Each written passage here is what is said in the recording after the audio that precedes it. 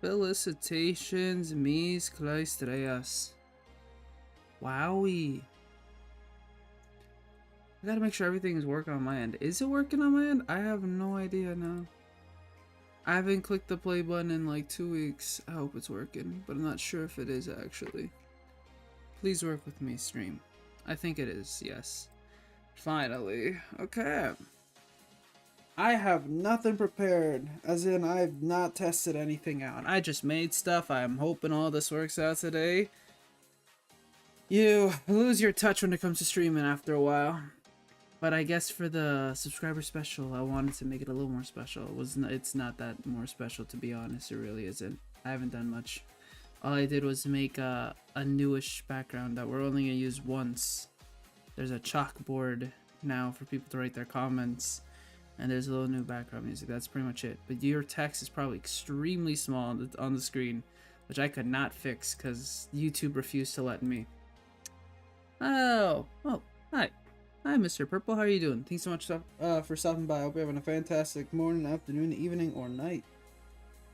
And as well to the Game Boy Gamer, thank you so much for stopping by. I hope you guys are having a fantastic morning, afternoon, or night. A lot has happened in the past couple days. A lot has happened, especially this morning. I forgot that it's Mario Day. So like there was a bunch of announcements, which was pretty cool. But waking up to it, I was like, what? Oh yeah. And then today's daylight savings, so for a lot of people. I loved working last night at 2 and then the time just went to 3. I'm like, oh yeah, that's a thing. Shoot. Not fun. I want my hour back. I wanted to sleep in more. But I couldn't, obviously, because we have this. Not to say it's a bad thing, but again, I just want to sleep. But yeah, no, lots of things have happened in these past couple days. Biggest one, I guess, is the most unfortunate one. A beloved mangaka has unfortunately passed away, Akira Toriyama. I've already thought of ideas if I wanted to do something in terms of that. Other than the message I wrote, like I'm thinking like, should I play something on stream? Because I was thinking about it, but I'm not sure. I already played Dragon Ball Breakers a lot, but no, yeah. Akira Toriyama did a lot. And goodness, it's so weird still saying that he unfortunately passed away. And then what else? And then we have, yeah, the whole news for today of Mario Day. We have Paper Mario release day. We have Luigi Mansion release day. We have confirmation for Mario Brothers 2. Oh yeah, I'm going to watch Kung Fu Panda 4 with my brothers today. Hence why this is kind of on the earlier side. Also to kind of like do it on the earlier side because I other things have to do. What else? What happened yesterday? Supposedly the Sam Raimi like film Spider-Man 4 is gonna be a potential. And there's a couple other things that got announced and all that shebang in the past couple days. So we'll see. We'll see what I plan to do in the future in terms of new stream ideas. I don't know. I just got back. Hey, Limey, thanks for stopping by. I hope you're having a fantastic morning, afternoon, evening, or night. How have you been today? I'm going to show the questions in the screen. I am indeed. There's a PowerPoint. Don't worry. I had to make this PowerPoint. It's 18 questions. And again, if people have any questions throughout asking through the AMA or even at the end, then by all means, I'm here to answer questions. But yes, like any AMA, I guess I prepared questions. I'm answering questions that seem feasible enough for me to answer questions and speak about. But again, any questions, yeah, during or after I can also give that time. I don't mind. But yeah, I have like nothing. I haven't practiced. I don't have that. I never practiced. I just have the questions in front of me. And I prepared notes, but how I'm gonna pull that all off, I don't know. We're gonna be here for a couple hours. I think we are, at least. I hope we are. That's the whole point of this. This is Mario Brothers Wii is my childhood game. Anybody else? Not my childhood game, but it was a game I played during my childhood. When I was like 9, 10, yeah, played with my brothers. Very good game. DS game as well. Played that first because that's when that released first. But no, my childhood Mario game is still Sunshine. But Wii is really good. Wii is really, really good. Not a bad game to play as one of your first or your quote childhood game. I hope that means that it's special to you and that you've like, you know, enjoyed the franchise so far. Games are not bad, just got oversaturated. So luckily I have Wonder, so that makes it better. Sunshine theme is such a background theme. Eh? Sorry, could you help me out here and what does that mean? It's such a background theme. Sorry, my head immediately goes to you say something about it being like a good wallpaper theme. I don't know. I feel like I'm way off on that.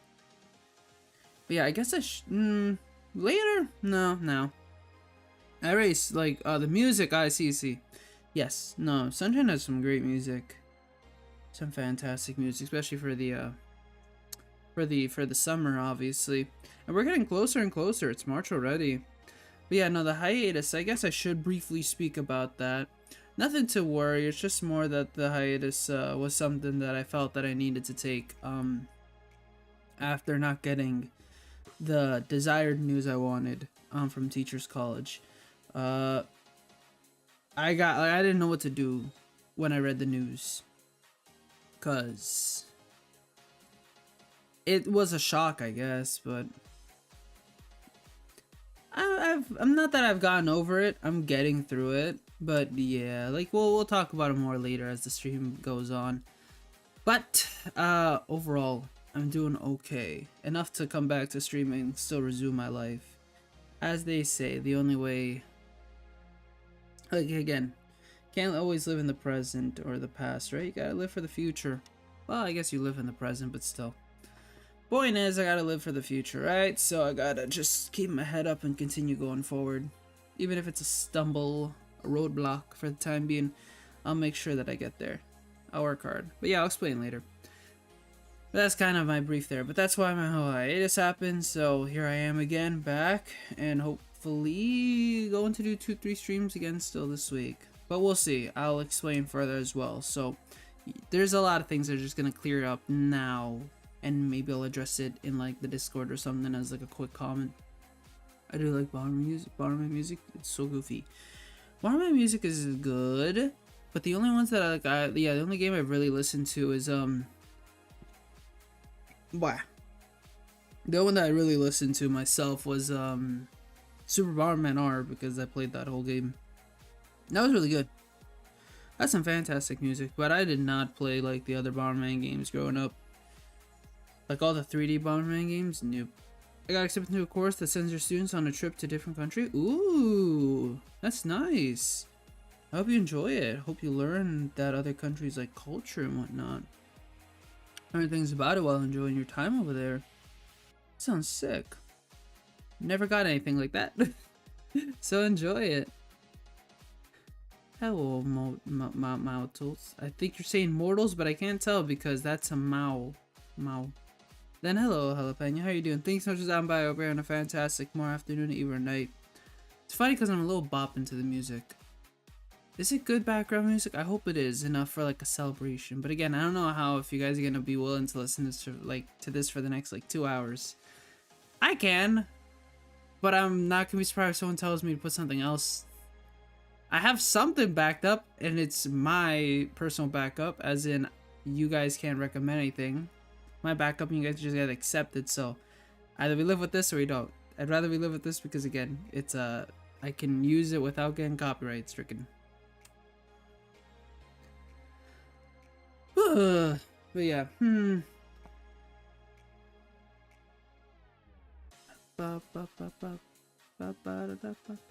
if it isn't 100, do I just say that as like Gex, like the gecko? That it's good. I don't know. I don't know these people. It's an American duo. I see. I have no idea who they are. Cool. I'd pick Canada, but they had some problems with it. But they have United Kingdom. Which is nice. Okay. It'd been fun to come here to Canada. Not to say that you would have met me, but it'd been fun to go to Canada. Canada's a great place. The United Kingdom, you know. Hopefully you're not going during a time that's very humid. But then again, I guess that shouldn't be a problem, right? The summers over there aren't as bad as the summers over here in Canada, right? Maybe they're somewhat. Maybe it's not that much of a difference. So I think you'll be fine, actually. Because if you're getting closer to the equator, that's where there's nervousness. I did play Bomberman Touch on the DS in Super Bomberman games, but I really wanted him for Smash since Bomberman Hero was great. Have not played that many Bomberman games, I'm gonna be honest, I'm sorry. But I hope, okay, well, that puts me, I'll look into Bomberman Touch. That sounds interesting. I don't know why. A Bomberman game on the DS kind of sounds a bit interesting, so I'll probably see it. Now, yeah, it's kind of sad he's just an assist trophy, but I kind of understand, but at the same time, there could have been some creative freedom. Again, there's always creative freedom when it comes to Smash Brothers. I was hoping that Bomberman R music would at least get into, like, Smash. Like, as a, like, you know, when Bomberman got, like, the DLC costume, I was hoping in, but unfortunately, that did not happen, so, oof. Hi, Big Shot, how are you doing? Thanks so much for stopping by. I hope you're on a fantastic morning, afternoon, or night. You just reminded me, isn't there a big run going on right now? Oops. No, I knew that there was one. Fortunately, this time around, we finally did not have a Splatoon stream for a, quote, special occasion. But then again, I think less and less people have been playing, like, Big Run as time progresses. Now they've also changed it, so it's, like, way easier to get, like, the gold. But yeah. Not to say the quality's gotten worse, but I think it's just that it hasn't been revamped enough, I guess. And again, well, Splatfest, they added that whole new, like, thing, right? Those little new, like, small little cracker bomb thingies, I guess. That's now a thing, so we'll see that in the next Splatfest, which I think is soon, right? In 2 weeks? I don't even remember. I haven't even looked too much into it, so I don't even remember the teams. Okay, and then I have no idea what you just said at Jalapeno. Oh, British jump scare. I get it. Okay, oops. Anyone know movies with good OST? That's a question I kind of will be indirectly answering during the AMA, but I'm just gonna give it to you now. Weather With You. That's a fantastic soundtrack. That's it. Was it hard to get views and subs started on YouTube? It sure feels like it. That's another question that would be answered during the AMA. Yeah, better I don't address that question. But that's later in the AMA, so you got to wait. I guess the big thing, I guess to give you a very, like, simple answer right now, and I'll go way more into it later. I would say yes, I guess. I think for any new content creator, especially if you're streaming on YouTube, you will find it harder to, quote, get views and subs. I got British phone with spooky British country. You don't have to. English is still spoken there, so you can just speak English. Played Bomberman a few times with my older brother. Yeah, I remember when. Yeah, that was our big go-to game with on, like, starting with the Switch, cause Super Bomberman R was pretty fun as they updated it more and more, added more maps. It was pretty fun on the Switch, like playing with my older brothers. Sorry, older and younger brother. Blah, blah, blah. I don't know why I said older brothers. I only have one older brother. But it did lose its luster as more games came out, so. You'll force tea down your throat. No. Well, but tea is, like, good, so you'll be fine. I just think Penguins of Madagascar most of us. Penguins of Madagascar. It's interesting. It's a good animated film, and then I don't like the last 20 minutes because, like, all the penguins get, like, you know, transform. Again, I don't like body mutilation, stuff like that in movies where the recipient doesn't really consent to it. It's just, I don't know. I don't like that concept. I don't like that concept in movies, even if it's penguins. I don't know. It's just the idea. Just I don't like it. But it's a fine animated film. I like it. Got side order a few days ago because my brother had to use Switch gift card for Christmas and he didn't have a use for it, so that was cool. Oh, that's good. I hope you're enjoying, well, I hope you already enjoyed side order. I gotta play that myself, don't I? Again on stream, I said I was going to. Oh, yeah, I haven't done that yet. Ooh, we'll get to it, don't worry. Dave. Dave is the character from Albeit and Chipmunks, right? I think. Side order so far. That's good to hear. That's good to hear that you enjoy it. Again, I've heard more mixed opinions about side order. I enjoy it myself. Again, I'm not expecting above and beyond from a DLC. If it's not Xenoblade. Ha ha ha. But no, it was really good. I really enjoyed it for what it was doing. And again, it's something new and fresh. Which again, Octo expansion was something new and fresh. This is new and fresh. I think that people just have to warm up to it and see what Nintendo has in the future for something like that. But yeah, no, roguelikes are pretty nice. So putting that kind of in the context of Splatoon, pretty good, very good. I enjoyed it. I just wish I guess the boss fights were maybe a little different. Maybe I guess for more variety in that, but that's it pretty much. It's a good mix of frustration and skill. I had to say that Octo was a little better, but side order is still good. No, yeah, Octo expansion was better in general, in my opinion. I enjoyed that more from what I can remember, but I still like, yeah, side order. Side order is still pretty fun. I'm not gonna say it's bad. I'm not gonna like other people just like blatantly say it is horrible. It is nothing like side order. Whatever. Their expectations have been like that let down or whatever. For me, no, I wouldn't really consider that. I enjoyed it for what it was. It wasn't supposed to be amazing, but it was really good. Really, really good.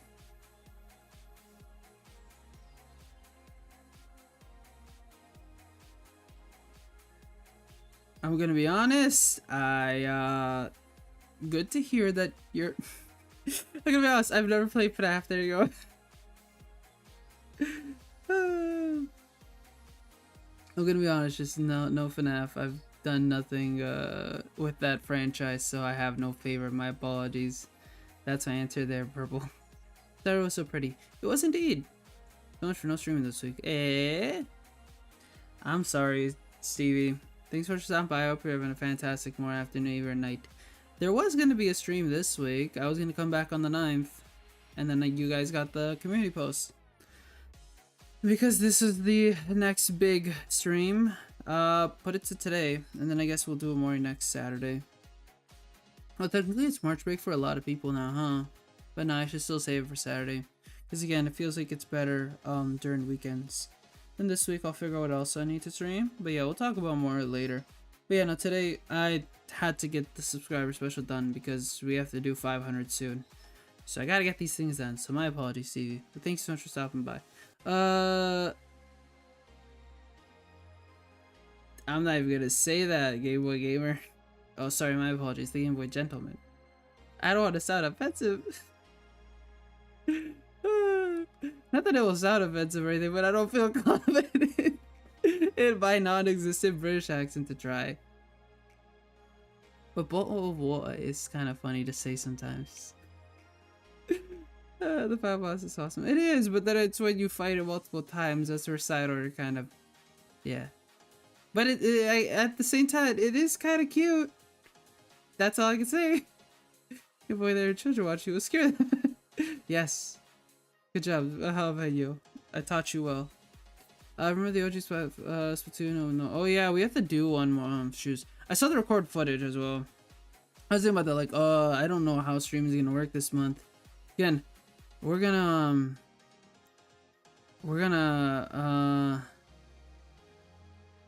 get into that. Yeah, I have to get into that, don't I? Flip. I don't know how stream is gonna go. I'll speak more later about it as well. We're gonna leave it for future Claes, and future Claes in like an hour or two will have to answer that question. Think themselves. I apologize. Boost scary. It's scary. But you can get Agent 8's earlier if you beat the final palette. I will admit I know very little about the final palette, but I can't avoid spoilers forever.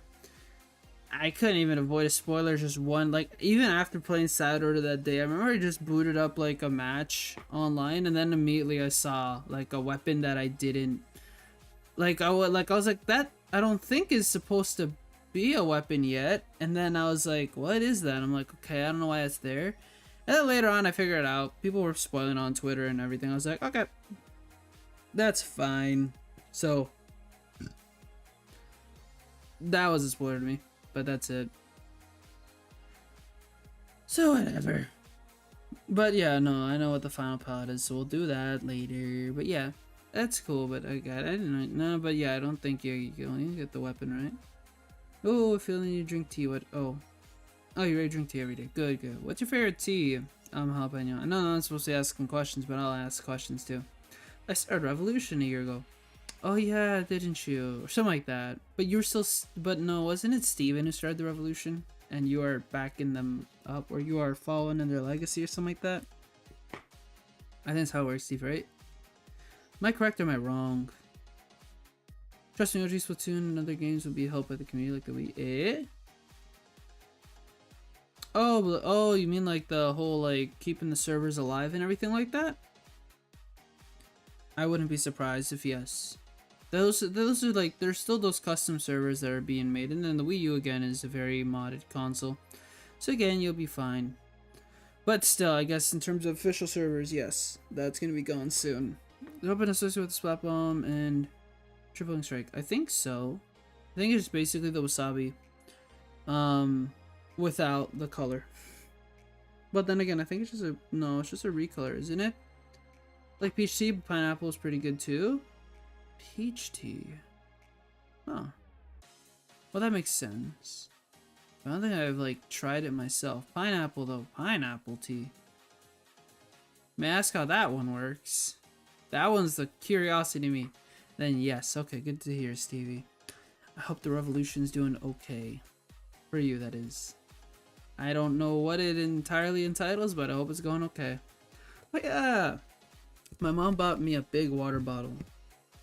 It can hold, I think, 64 ounces. Yeah. Huge water bottle. For your daily needs.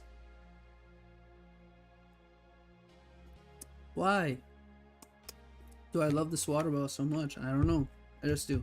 Good water bottle. I've been enjoying it. CV, how can you remember the exact date? That's a good question. Good question for the AMA. Now you must answer, Stevie. That is your goal in life. Then again, maybe you like meaningfully like chose this day. Chose Mario Day, because why not? It's a special day. March 10th. Far good in it. Okay. It is. It is indeed. I do enjoy my water. Though I could have probably put ice cubes in it. It doesn't have ice cubes, so it kind of tastes a little bland. Oh yeah, it's Spring Fest. Oh shit, you're right. Spring Fest is based on Splatoon, so you can, I hope you guys can 100% the game before. We'll see. But I forgot, yeah, it's Spring Fest. How did I even forget that part? Oof. I'll get through that. Don't worry. What is it again? Okay, the last thing I'll look into before I have to like actually get into the actual AMA, because there's a lot to get through. What's the Spring Fest? We gotta play it, don't I don't even remember what what's the teams? Oh, hi Exo Space. Thanks so much for stopping by. We're having a fantastic morning, afternoon, evening, or night. How are you today? Hope you're having yes. Blah, blah, blah. I already said that line, but I didn't horrible about this. Wait, we don't even have the teams, I think. Oh, I'm an idiot. We just don't have the teams yet. Oops. Oops. I'm an idiot. Oops. When is it coming out? Is it in April? Never mind. There is no Splatfest soon. I'm a Dumbo. It's because they announced it. I thought. I'm an idiot. Don't blame me. Don't blame me. Don't blame me. Alright. Okay. We have to get to an AMA.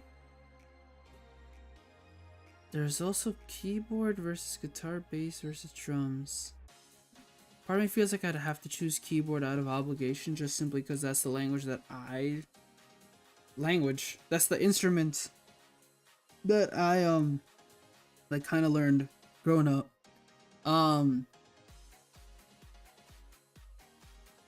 Yeah, I feel like I'd have to choose keyboard.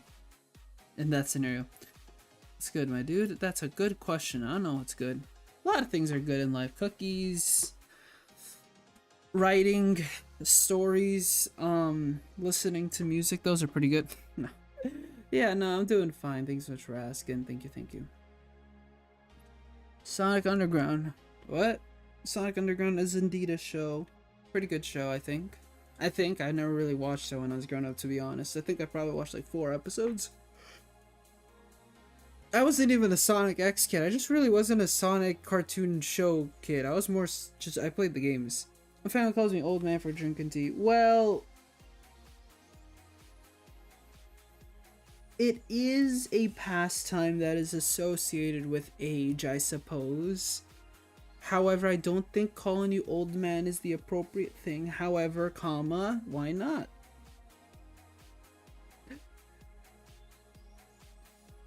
They say the vow that their mother will be found. I don't think their mother will ever be found. That got cancelled. Stop play the keyboard? Okay, well there you go. There's another reason why I have to choose the keyboard. It's not just because it's a keyboard. Well, I usually like the piano in most music, so that's what I was also thinking, but sure. There you go. That's my reason. Sonic played a keyboard in that. Oh, my back. Alright. Help. Why? I can't help you. I'm just a character on the screen. Stuck on your... just stuck on your device. I can't help. I'm so sorry. Can somebody help on you for whatever reason?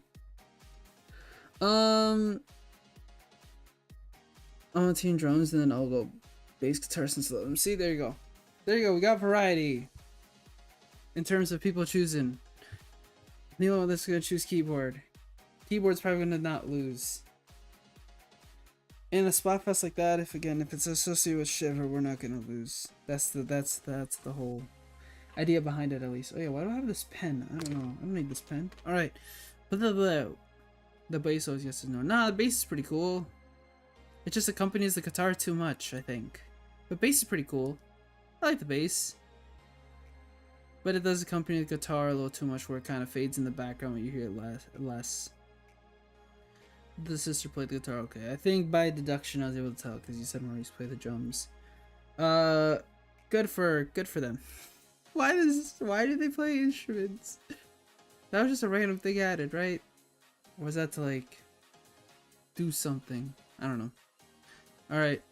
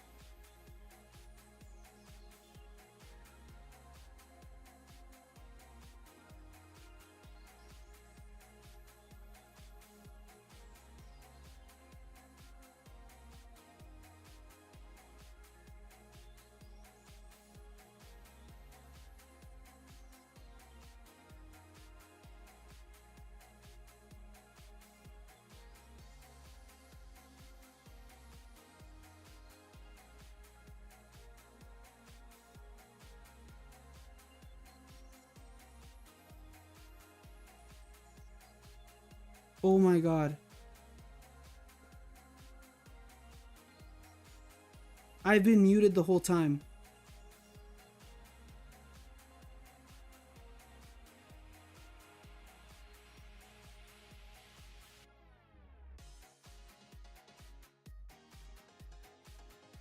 Oh, so this is where panic ensues. Ah!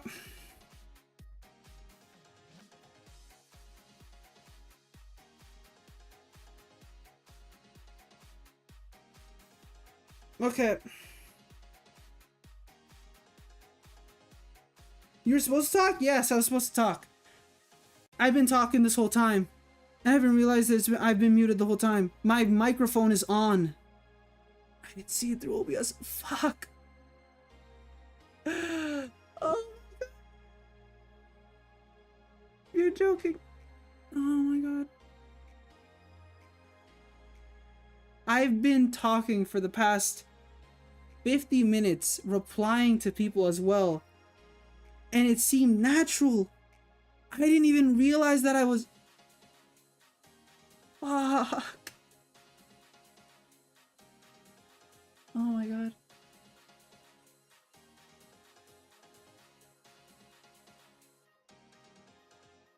I knew scuff was gonna happen. I knew scuff was gonna happen.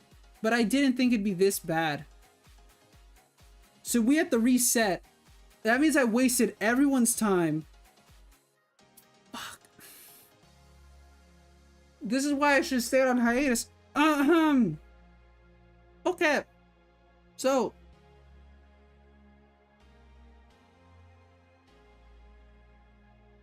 There's two ways this goes. Either I restart and try to salvage whatever the flip I have, or I briefly go through the slides you've seen, give my thoughts, and we resume kind of what I was doing before. My heart is beating like a mother effer right now, out of embarrassment and stupidity, and my god, please help me. Thank you for informing me though, and no worries. Look, I'm frustrated with myself. Don't worry, don't worry. I'm not frustrated with anybody or anything like that. Chat, you're amazing, wonderful. Thank you for just right now, like, you guys just watching this the whole time. I don't know why you guys are here. Then, because I wasn't even talking the whole time, technically. Okay. Okay. So let's start cool. Okay. How should we proceed? Because you guys have seen stuff. Restart completely. Briefly go fast and resume. Wait, briefly, what do I say? Just whatever. Yeah. Okay. Fudge me. Okay. Okay. So, I've been saying as well, thank you everybody for stopping by. And I just realized that hasn't even, oh my goodness. Okay. Thank you everyone who stopped by again to watch the stream. I really appreciate it. If I have not said anything, I'm so sorry. Fudge, so many people have stopped by, and again, thank you everybody like for doing that. I've noticed the message, I've been replying, but I haven't, the mic wasn't even flipping on. Ah. Love me, I hate so much, please help me. Okay, but yes, thank you people who've stopped by. Thank you again everyone for your comments. Again, just the jalapeno, Limey, Yuki, Treymation was here. Love the hearts in your name, that's what I said, but again that didn't caught. Game Boy Gamer still here. Thank you triplets, and I hope Stevie heard me. I hope all these people heard me. I'm so afraid that you guys didn't hear me. Fudge. I don't know if Echo heard me, like, Limey, thank you again. Thank you everybody. Please, thank you for dealing with my stupidity. Been out, right? No, it's okay. I didn't notice, because again, how did I not register that? It's funny because again, all your comments seem so natural to me, like I thought you guys were, that was supposed to be muted. No, I I didn't mean for it to be muted. Okay, so let's briefly catch up. Woohoo! We get to go again through this. So I love how I've been showing this the whole time and nothing's been happening. So okay, so Claes, okay, so let's resume very quickly. So ClaesAzure 400 subscriber special AMA. It looks exactly like the ClaesAzure experience that we had back in May, back in May last year, where I was coming back from hiatus and wanted to make a presentation, all this. So here we are today, finally doing our AMA. I'm an idiot. I apologize. 400 subscribers, and I haven't learned anything. Thank you. So what is ClaesAzure? I've always assumed that this is what people mean when they want to talk about who is Claes and what is Azure. So you've already seen my bulletin points. Claes originates from Katarina Claes. Women. Wow. Great. I love women. They're fantastic. I love men. They're also fantastic. Everyone's fantastic. Love yourself. But I love Katarina Claes specifically. She's the protagonist of My Next Life as a Villainess. I love her. I've already mentioned this before. Claes is an interesting name. Fantastic name.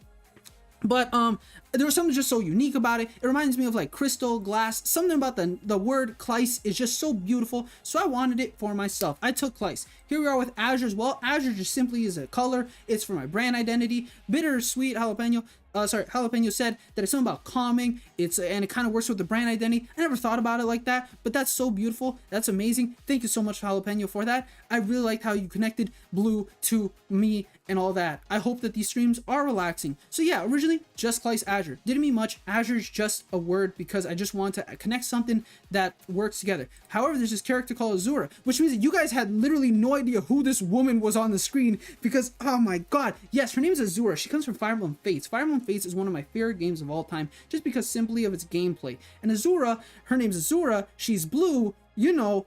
I think it kind of connects there. Maybe subconsciously, I was putting Fire Emblem and My Next Life as a Villain. I was putting it together, trying to make a name out of it. And I think ClaesAzure came out of that. Who knows? Maybe it was the case. I don't know. Azura's not my favorite character, but she's there. All right, what's my favorite? Now I understand why people are asking next question all that because they're just watching the damn thing. Okay, so next question. Multiple variations. We're breaking it down. Luckily, we noticed this in question 2. First, my favorite, least favorite. Favorite game, don't have a full memory. People usually say that when they get their first memories, they think of they're usually able to like deduce that, oh, their first memory when they're 3, when they're born. Some people remember being taken out the womb. I don't understand how that happens. Some people do.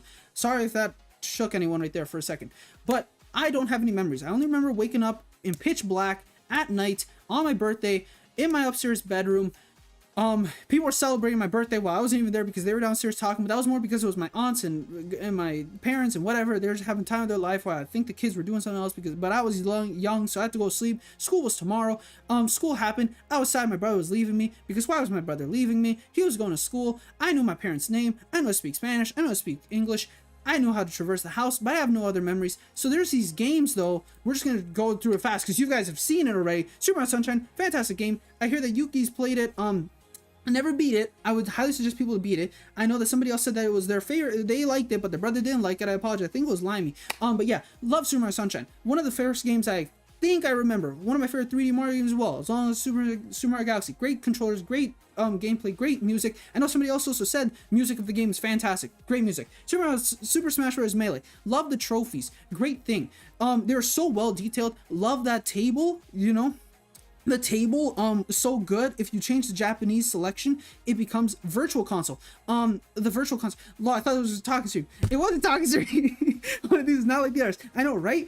2 of them more, but yeah, I know one of them isn't. Okay, but yeah, love the table. I love this. But what I did more with Super Smash Bros. Melee is I would go onto Great Temple. You know, like people like play with action figures and dolls. You know, psychologically, when you look at like these reports and stuff like that, it's weird how like it's kind of interesting how like young children, boys, like to be like the directors of the action figures. They like to tell what the action figures are doing, so they don't really insert themselves with the characters. While it looks like younger girls more do it first person, right? I think I did both. I like doing third person and first person directing when it came to these Super Smash, like into like you know, I'd get the roster of characters like Mario Bowser, Link and Marth, Fox and like Pikachu. I'd put them into like Hyrule Castle because I had like 2 controllers back then, and I would just like play like as action figures. I don't know why. I just did that when I was little. That was fun. But I love adventure mode. I love event mode. Classic mode was fun. Great game. Somehow I unlocked Mewtwo. Me and my older brother don't understand how we put 20 hours in the game. Looking back now, obviously those are baby numbers if you're a real gamer, I guess. But yeah.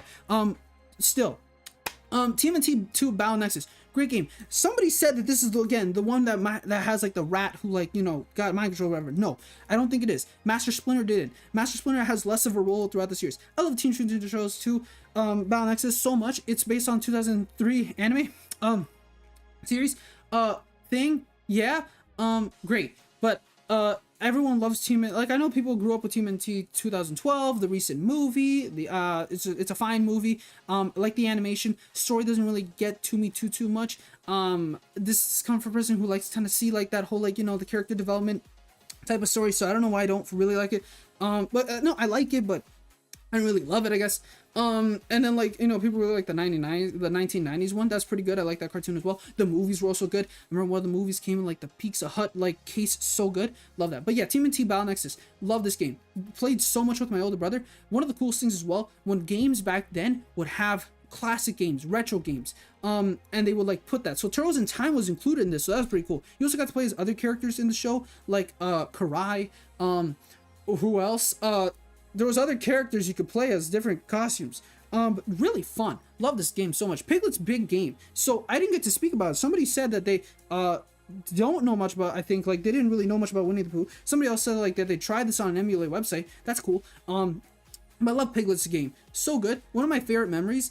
Damn it, that's why it also felt natural, because I mentioned VHS, and I think somebody affirmed something about the VHS, like something about watching movies back. I don't remember. Okay, but I love this game a lot because there was this movie that I watched a lot when I was little called the Heffalump movie. I loved watching it on VHS so much. Watch it in Spanish. I watched it so many times. It was so good. Please tell me you guys know what VHS is. That's what I said back then. I'll say it now. And I also watched like A Bug's Life, and I watched some other, like I think Toy Story 2 as well. Very, very good. Very, very good. Very fun.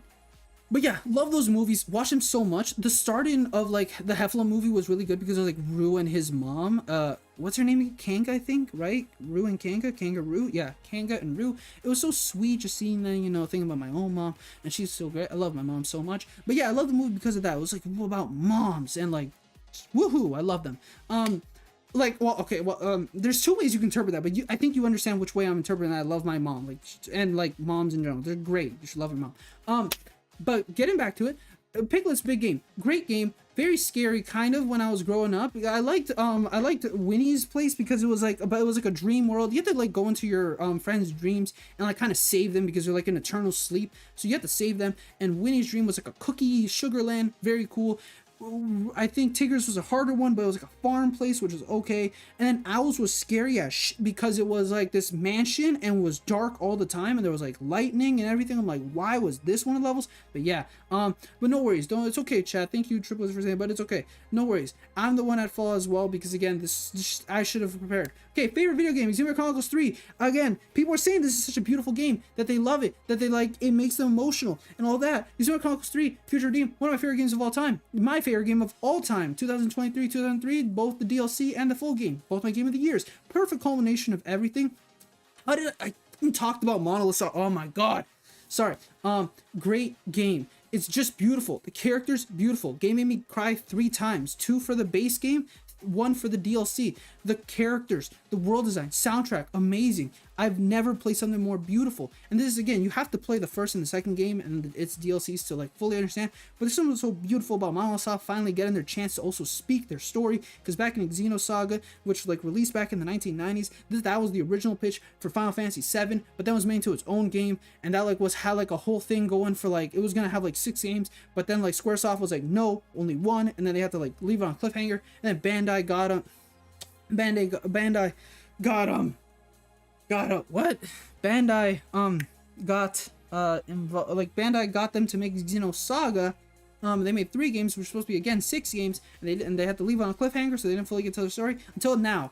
2009-10, Xenoblade Chronicles 1 releases. Later on, X and a weird port on 3DS, and then 2 and 3 get very popular. The edition is made, and then it's just a beautiful. I love how the series is so good and successful, and it should be successful. And Xenoblade Chronicles X on the Wii U is such a marvel. You should also play that game, because goddamn, how's this game run on a Wii U? It's so big, seamless. That is a perfect like open world game. If it just had MMO functionality, holy shit. But yes, no, you love your mom. Did you play games with her? I did. She played a bit with me, not too much. I kind of have a weird memory of playing Surf's Up on the GameCube. Really cool. But the biggest thing my mom's ever done in terms of games, and it was so cool, and that's why I have a good memory about it, is Super Mario 3D World. She actually played with my older brother, I, and my younger brother. She'd play as Peach, because she just liked playing as Peach. And I play as Luigi, my older brother would play as Toad, and then my younger brother would play as Mario. And we somehow, like, played pretty much the whole game together. My mom, like, after like making dinner and everything, she would like find the time to actually play with us, and it was so cool. It took us a couple months to beat it, but it was so nice that, like, I don't know how we convinced her, but we just really wanted to play.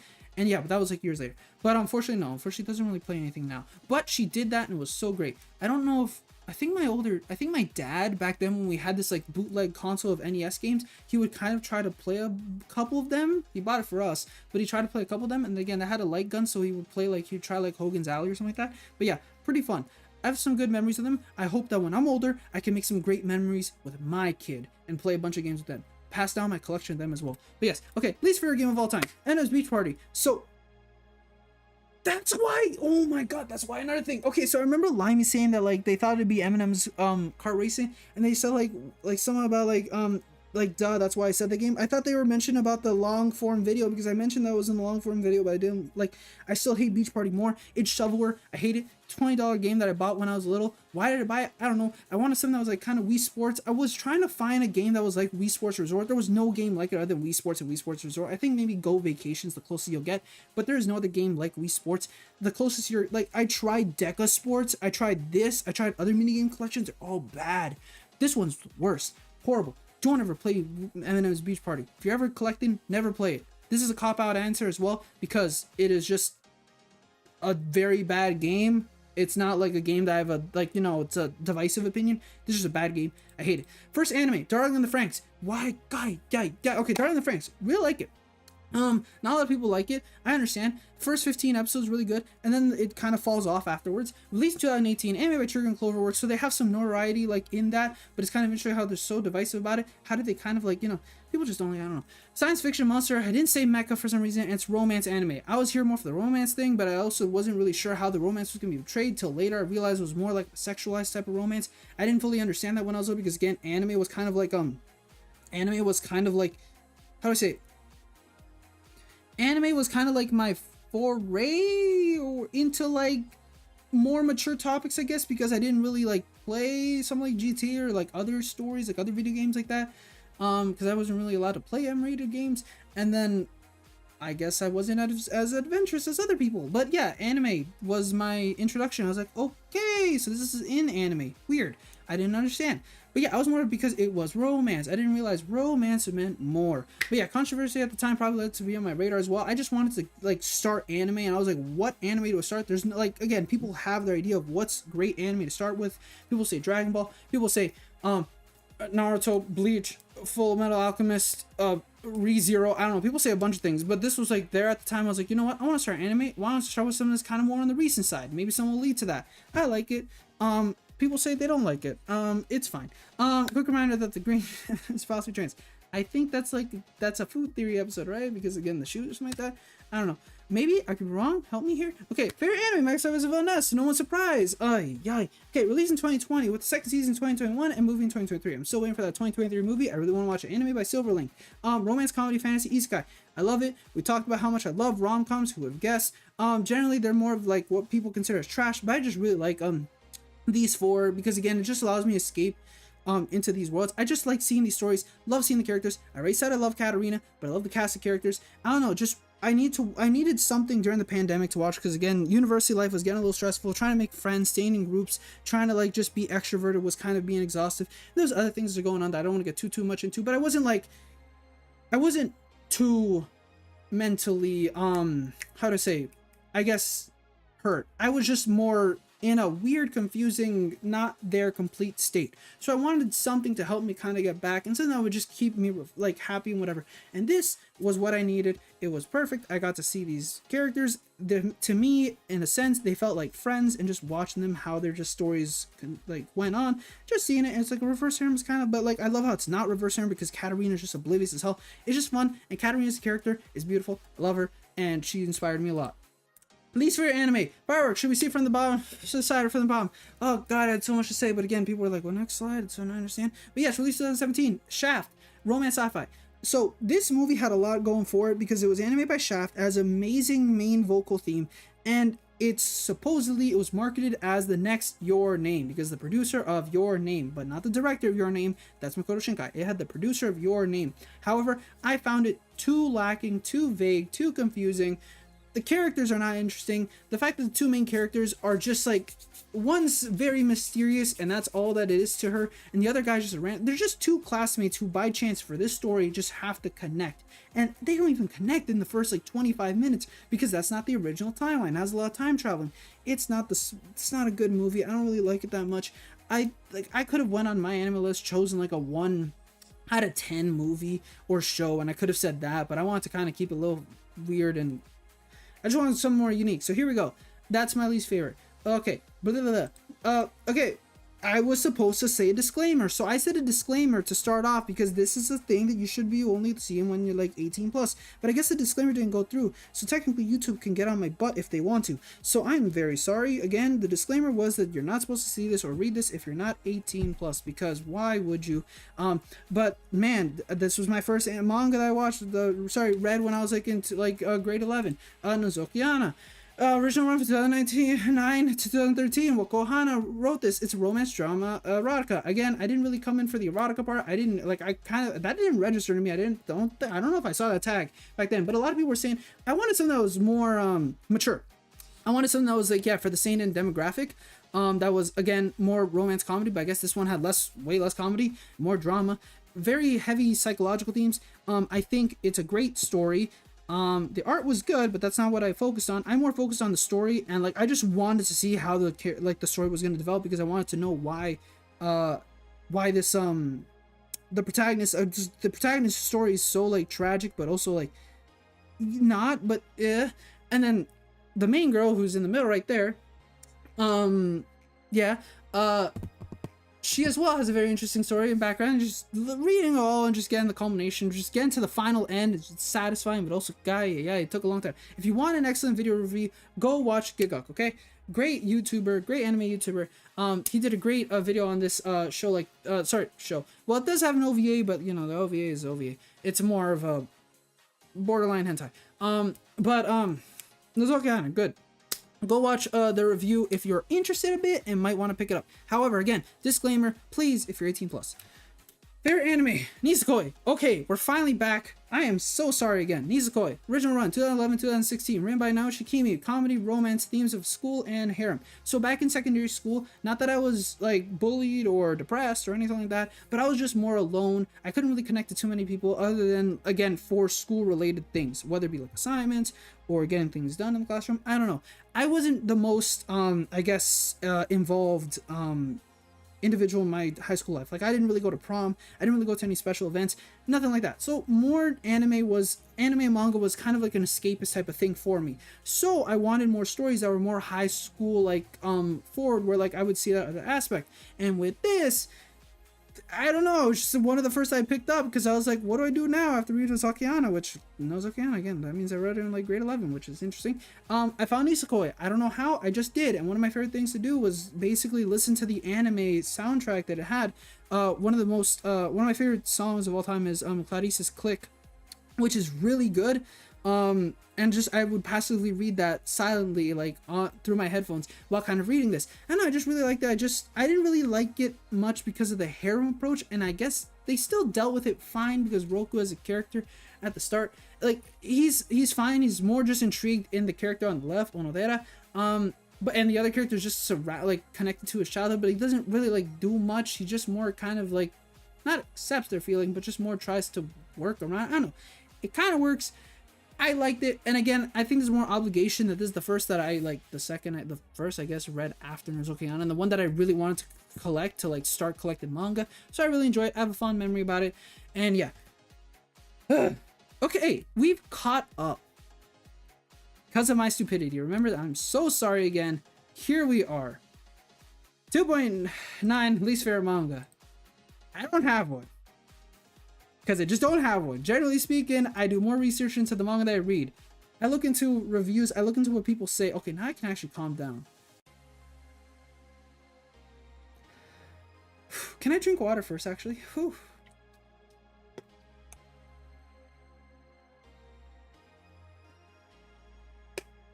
delicious.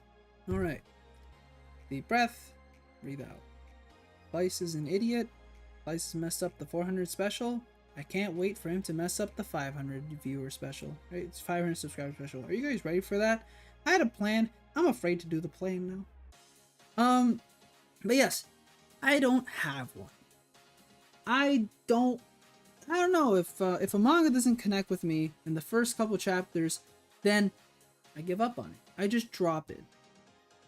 I don't think I really like. I don't know. I don't have an opinion on any manga that I don't like. And again, if I drop it, I forget about it. I don't like go on my anime list, look it up, and like I give it a 1. No, I just give up on it. I don't really read it through the end, and that's it. So I don't really have one. And yeah, if it doesn't click with me, maybe it clicks with many other people. I just don't have the appreciation for it, so I just don't seek out manga that I don't think I'll find interesting, so I just don't read it. So it's harder for me to find a manga that I don't like. Yeah, no, that's all I have. I don't really have much to say for this one. Claes is not an idiot. Stop. I kind of am. I kind of messed up big time. Damn, I typically just read ones I like. See, it's hard for me to say that there's a manga I dislike. If I don't like it, I just drop it, and then I don't have an opinion about it later because I forget it. It goes out of my mind. But that's not to say that there's no objectively bad manga. There has to be something out there, but I just haven't read it, and I choose not to because why put myself through it? So, yeah. Typically, it's like any video game, any movie. Usually, you're gonna like stick with what you like, but again, you could buy a video game and then, you know, see like it's a waste after like 5-10 hours, and you're like, nope, that's it. I hate it. And that makes sense. You spend a lot of money for a game that you don't like. Movie, you spend a lot of time watching a movie that you think is going to be good but don't like. But then even then, you could look back at it and say like, it's funny, or you like it because it was bad. But with manga, I think generally, just because again, usually it's a $10 book, if I don't like it, all right, that's it. I don't know. It's just, I've never had a bad connection to manga. But yeah. Being neutral about things is a good personality trait, honestly. Yay! But yeah, that's more just, again, I don't like to spew out many, like, quote, I guess, opinions like that, because I just don't have many, to be honest. I just don't have many. But like, with the other two, like, I guess, like, Eminem's part recent, just, Beach Party was, like, a general, just, bad game. And then Fireworks is more because it was a letdown for me. And fair. Alright. Now we can finally go to the next one. What's my favorite movie? So, I said this in passing when I was not recording, when the mic wasn't catching, but I technically did cheat a bit because my least favorite anime is a film, and my favorite anime is not a film. However, my favorite anime, film in general, is Weathering with You. I love it. It is my favorite movie of all time. And a lot of people don't like it as much as Your Name, and some people don't even like it. Some people don't like it. Oh yeah, this is the third question. I should say that. What's your favorite movie? That's another question people would ask. Which I was like, I don't really want to say what's my first movie, favorite movie, least favorite movie, because that's yeah. I don't even remember the first movie. I think it was probably Shrek 2. Shrek 2 is great. It's coming out in theaters again, April 12th, I think. And so is all the Sam Raimi trilogy films coming to theaters again. So I want to watch those again with my brothers. But yes, love Your Weathering with You. I went to go watch this movie 3 times in theater before the pandemic. Once with my older brother, and then 2 times with myself. The only movie theater in the vicinity that had the film was an hour away from me. Luckily, somewhat close to, like, not really, actually. No, still a drive away from my university. But I think one day I did go from my university to the movie theaters because I was like, heck it, I'm gonna go watch it. But yeah, such a good film. I love it for everything. To me, it's just, I don't know. I don't like to compare it to Your Name or Suzume. I love those those movies just as much. A lot of Makoto Shinkai's like stuff is just beautiful, but there's just something about Weathering with You that I just connected a lot more with. Just seeing these two characters. Did OBS break, or are we still good? OBS, we're still good. Okay, sorry, I thought OBS broke. I just love the characters, the adults in the film, the younger siblings. The music is so good. Some of my favorite memories, and again, I have this whole thing right here. I had a bunch of tweets back then. I watched this movie every day of August in 2020. every single day. Because I wanted, again, it was the pandemic and we didn't have much to do, but there was something I just wanted to really fully capture why I really, really enjoyed the film. And it's still hard for me to put into words. But I would just basically watch it every day, 2 hours, and that was my life in August. And there's something so magical about that. And I look back at that month and just think about it fondly, just being in my bed on my laptop and just for 2 hours, just watching it every single day, doing nothing more. I always looked forward to watching it. And then I would start memorizing the film. I'd start looking in the backgrounds a lot more, start analyzing it so much more. The characters, the world itself, it was so beautiful. And again, I love how Your Name, Weather With You, and Suzume just make, like, it just, again, it makes me so much more excited to just go one day to Japan and just see it all, capture it all. And again, Suzume, I think, does a fantastic job at also showing the countryside like a lot more, because these movies are like Your Name and Weather With You more connect with urban and Tokyo, but I think Suzume does a really good job at like showing more of the other prefectures.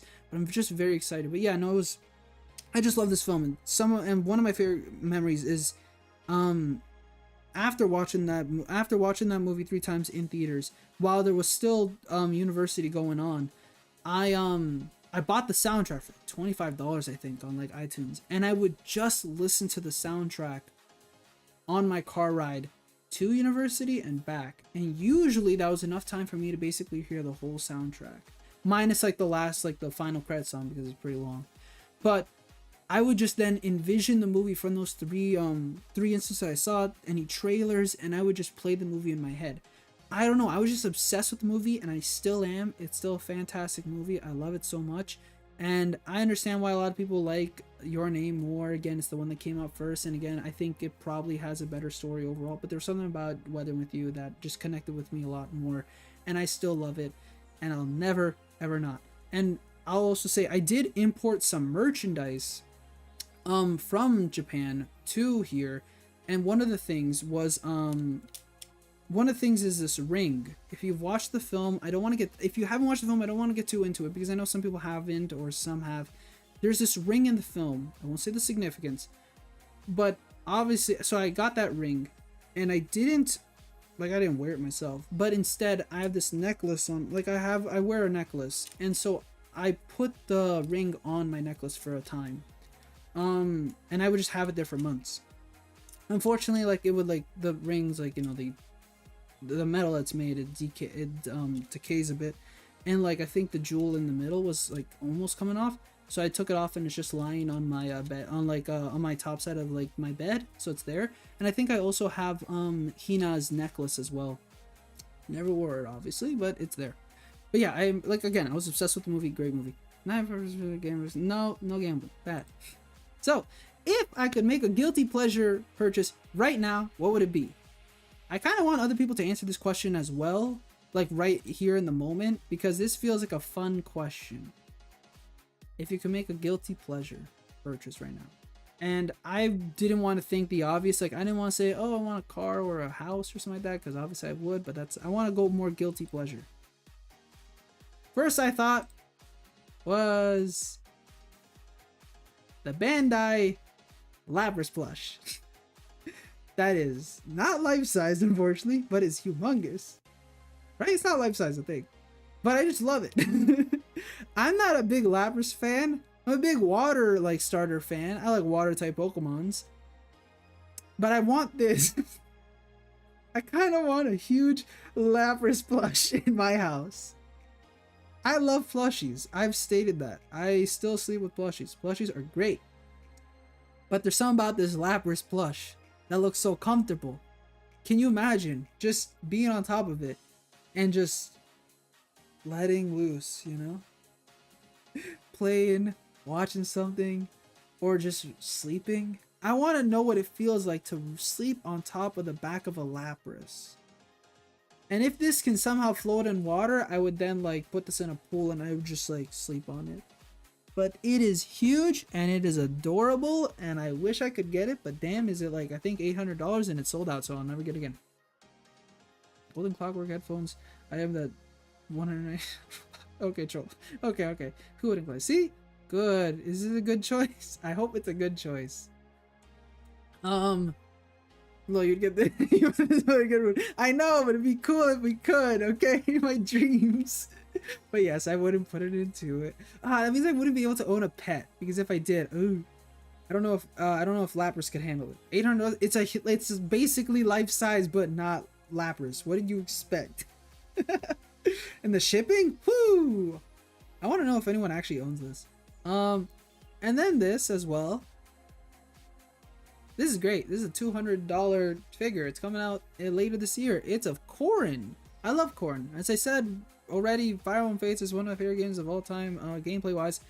But Corrin is my favorite Fire Emblem character. They are my main in Smash. Supposedly, that's not a good thing. People don't like Corrin and Joker. I don't know why I'm choosing controversial picks, but I guess I am. But I love Corrin. She's a great character, and she's, I guess, one of my favorite as well of like just media in general. I guess it's Katarina, Claes, Corrin, and like Senna from Xenoblade Chronicles 3. There's somewhere in there. But I love Corrin, and this figure looks beautiful, and I don't really own many figures in my life. Like, honestly, I wish I bought more. Like, I wish I bought more anime figures. I just don't have enough. But I don't have any really, other than the recent purchase that I made, but I talked about that already on stream. But yeah, great figure. This is like 250. But yeah, I purchased a Homura or Joker figure because they deserve it. Yeah. But yeah, I don't know. This is all just, again, guilty pleasure purchases. This is purchases that I would just, like, if I had the money and just wanted to let loose, then there you go. But yeah, unfortunately, there's a lot more things that are important than an $800-ish Lapras plush and a $200-ish, $50-ish Corrin figure. So life doesn't let you always be guilty, but there you go. Am I a cat or dog person?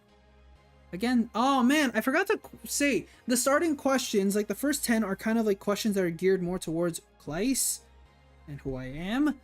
And the other questions are then about YouTube and streaming. So, yeah. I'm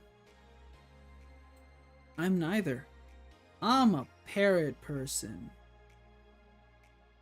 This is my parrot. Below a table. In between.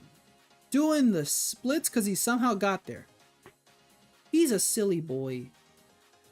I love this guy. So, I've been a parrot owner since 2016. And it's one of the luckiest times in my life because, again, it's the one time I was able to convince my parents. They're kind of, thinking of getting a bird, but they weren't entirely sure. But we went to this place that was closing down soon. And, like, after seeing a couple of the birds, I laid my eyes on this guy. Little fella. And I played with him for like an hour. He would let me hold him. Nowadays he doesn't, unfortunately. He loves my dad too much. But I fell in love with this bird and I wanted him. So we got him like a week after, before the shop closed. Unfortunately, I don't know how to have all of the other birds, but again, I can't make a bird sanctuary. I wish I could. It'd be nice to weirdly work at a place like that one day. Work at a bird sanctuary, like volunteer for one. Silly spotted, deploying one. No, not my bird. I'll die for my bird. But I'm pretty sure you guys have heard my bird. Because again, I think sometimes he's caught in the mic because he's downstairs.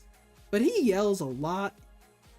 But yes, I still have plans to get a dog, cat, goose, and parrot in the future. So, I'm still neither. Because I like dogs, cats, gooses, and parrots. I like them all. So I'm not sure which one I am. However, I guess if we're like really getting technical, back in like 2015, I guess, like during Splatfests, I did choose Team Dog because Callie is my favorite like Splatoon idol. So yeah, aren't geese mean? No, geese can be great. Geese can be, but that's because they're more territorial and defensive. It makes sense. Again, if you kind of disturb their peace, then you know they will get a little upset at you. But no, geese can be domesticated. A lot of people have goose as like pets. There's a lot of good videos.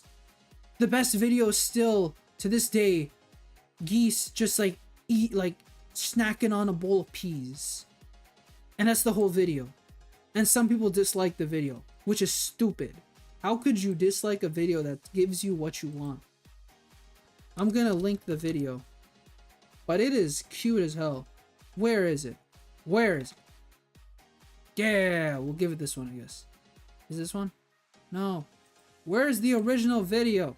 I will find... Yes, there you go. It's called Ducks Annihilate a Bowl of Peas. And that's all they do. They literally annihilate a bowl of peas. Such a good video. I love this video. But you should watch the video. But yes, no, goose can be mean. But again, goose can be domesticated. They're great. I love goose. And there's not many videos online, but there's some good videos with just gooses in places. Somebody brought like a goose to a Walmart. And I was like, oh, goose in Walmart. But yeah, gooses are cool. Also, fun fact, there's a certain bird on the internet who I will soon be discussing that was born on April 29th, which is my birthday. And their name starts with an A. I don't think you, as an individual, know too many popular birds, but maybe you do. And there is a bird out there. Hint, hint, wink, wink, nudge, nudge. I'll give a bigger nudge. Animations. Next, any food recommendations? Now, I don't know. Like I don't know what else. Like I have some. I have two. Here's the first one. Horchata. I don't know. I don't know if anyone's ever eaten horchata, but it's flipping great. I love it. The way they eat it, they annihilate a bowl of peas. You can't ask for more. Like, it's straightforward, to the point, good content. They annihilate a bowl of peas. That's the video title. That's what you get, and it's adorable. But yes, horchata. So this is a kind of more popular Latin American drink.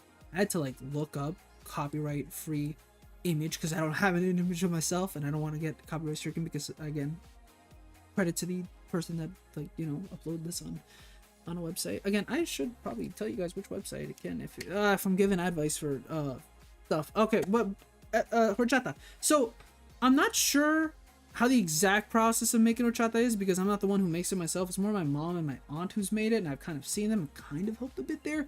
But compared to online recipes, and not many, like, I can't find anything on the recipe like online that kind of shows this.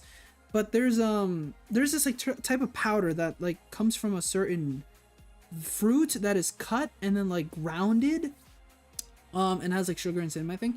And then like you can also put, then you like put water, you mix this with water, rice, sugar, milk, and cinnamon. And it's like you need, usually it's a certain powder. When I say certain powder, it's like a powder made of a fruit and stuff. No, I revealed the other one by accident. This is tres leches. I shouldn't be revealing this yet. Darn it. Now you guys know my plan. But yes, it's like this nice, very delicious, like cinnamon sweet kind of like blend that kind of reminds me of like hot, like of like chocolate milk, but a little more cinnamony and a little more less sugary. But I really like horchata. It's very delicious. If you can somehow try to find or make it yourself, it's really good. I really like horchata. And then there's tres leches, which I'm pretty sure people have more heard of. Translates to 3 milks. Who would have guessed? Tres leches, 3 milks. Wow. Yes. And it's like, yeah, it's basically just a cake. It's spongy. It's sweet. It's wet. It's kind of like very sweet, to be honest. But I still like it. I don't think if you want to, I don't know if you want to mix these two together, both horchata and tres leches, because I think they're like, I think it would just be too much, I guess, on the sweetness level, but it's up to you. But when I was little, I did not know tres leches was not just 3 milks. I thought it was like if you got 3 separate milks, like cow's milk, almond milk, and other nut related milks, I guess. Instead, no, it's just whole milk, evaporated milk, and condensed milks. Which I didn't know, but yeah, that's how it is. And it is a very, very delicate cake to make because of the 3 milks. You could make this soggy so much and it is not a good eating experience.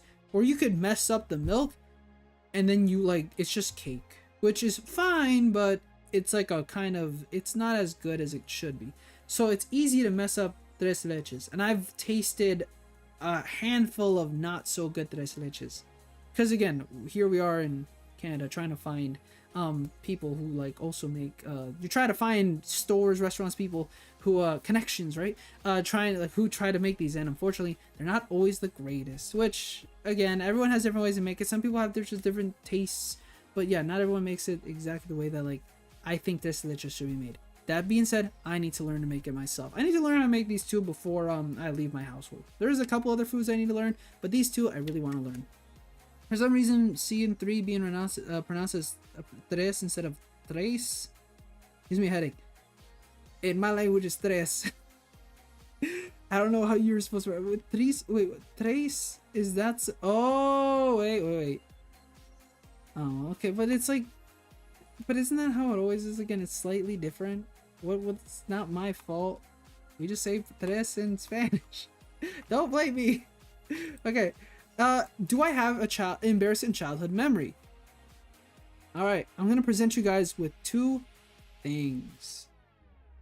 Exhibit A, a CRT TV. There's many things that could happen with a CRT TV. What happened to me? I'm about to say. However, I want to also show you Exhibit B. The Sesame Street toy box.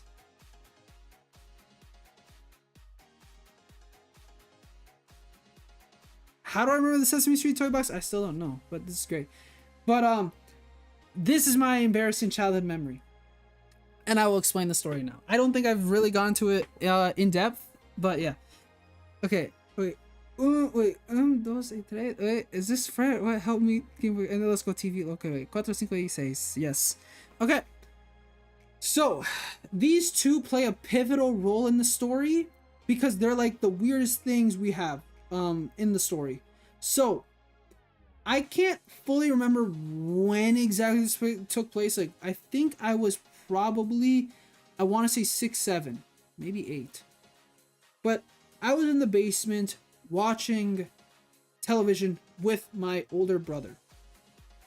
And I don't remember what we were watching. We were watching something. And for some reason, young Claes, child Claes, thought it'd be a great idea on the CRT. Yes, on the CRT TV. We were watching this because, again, back then we didn't really have these glamorous televisions of now. So we had a CRT TV.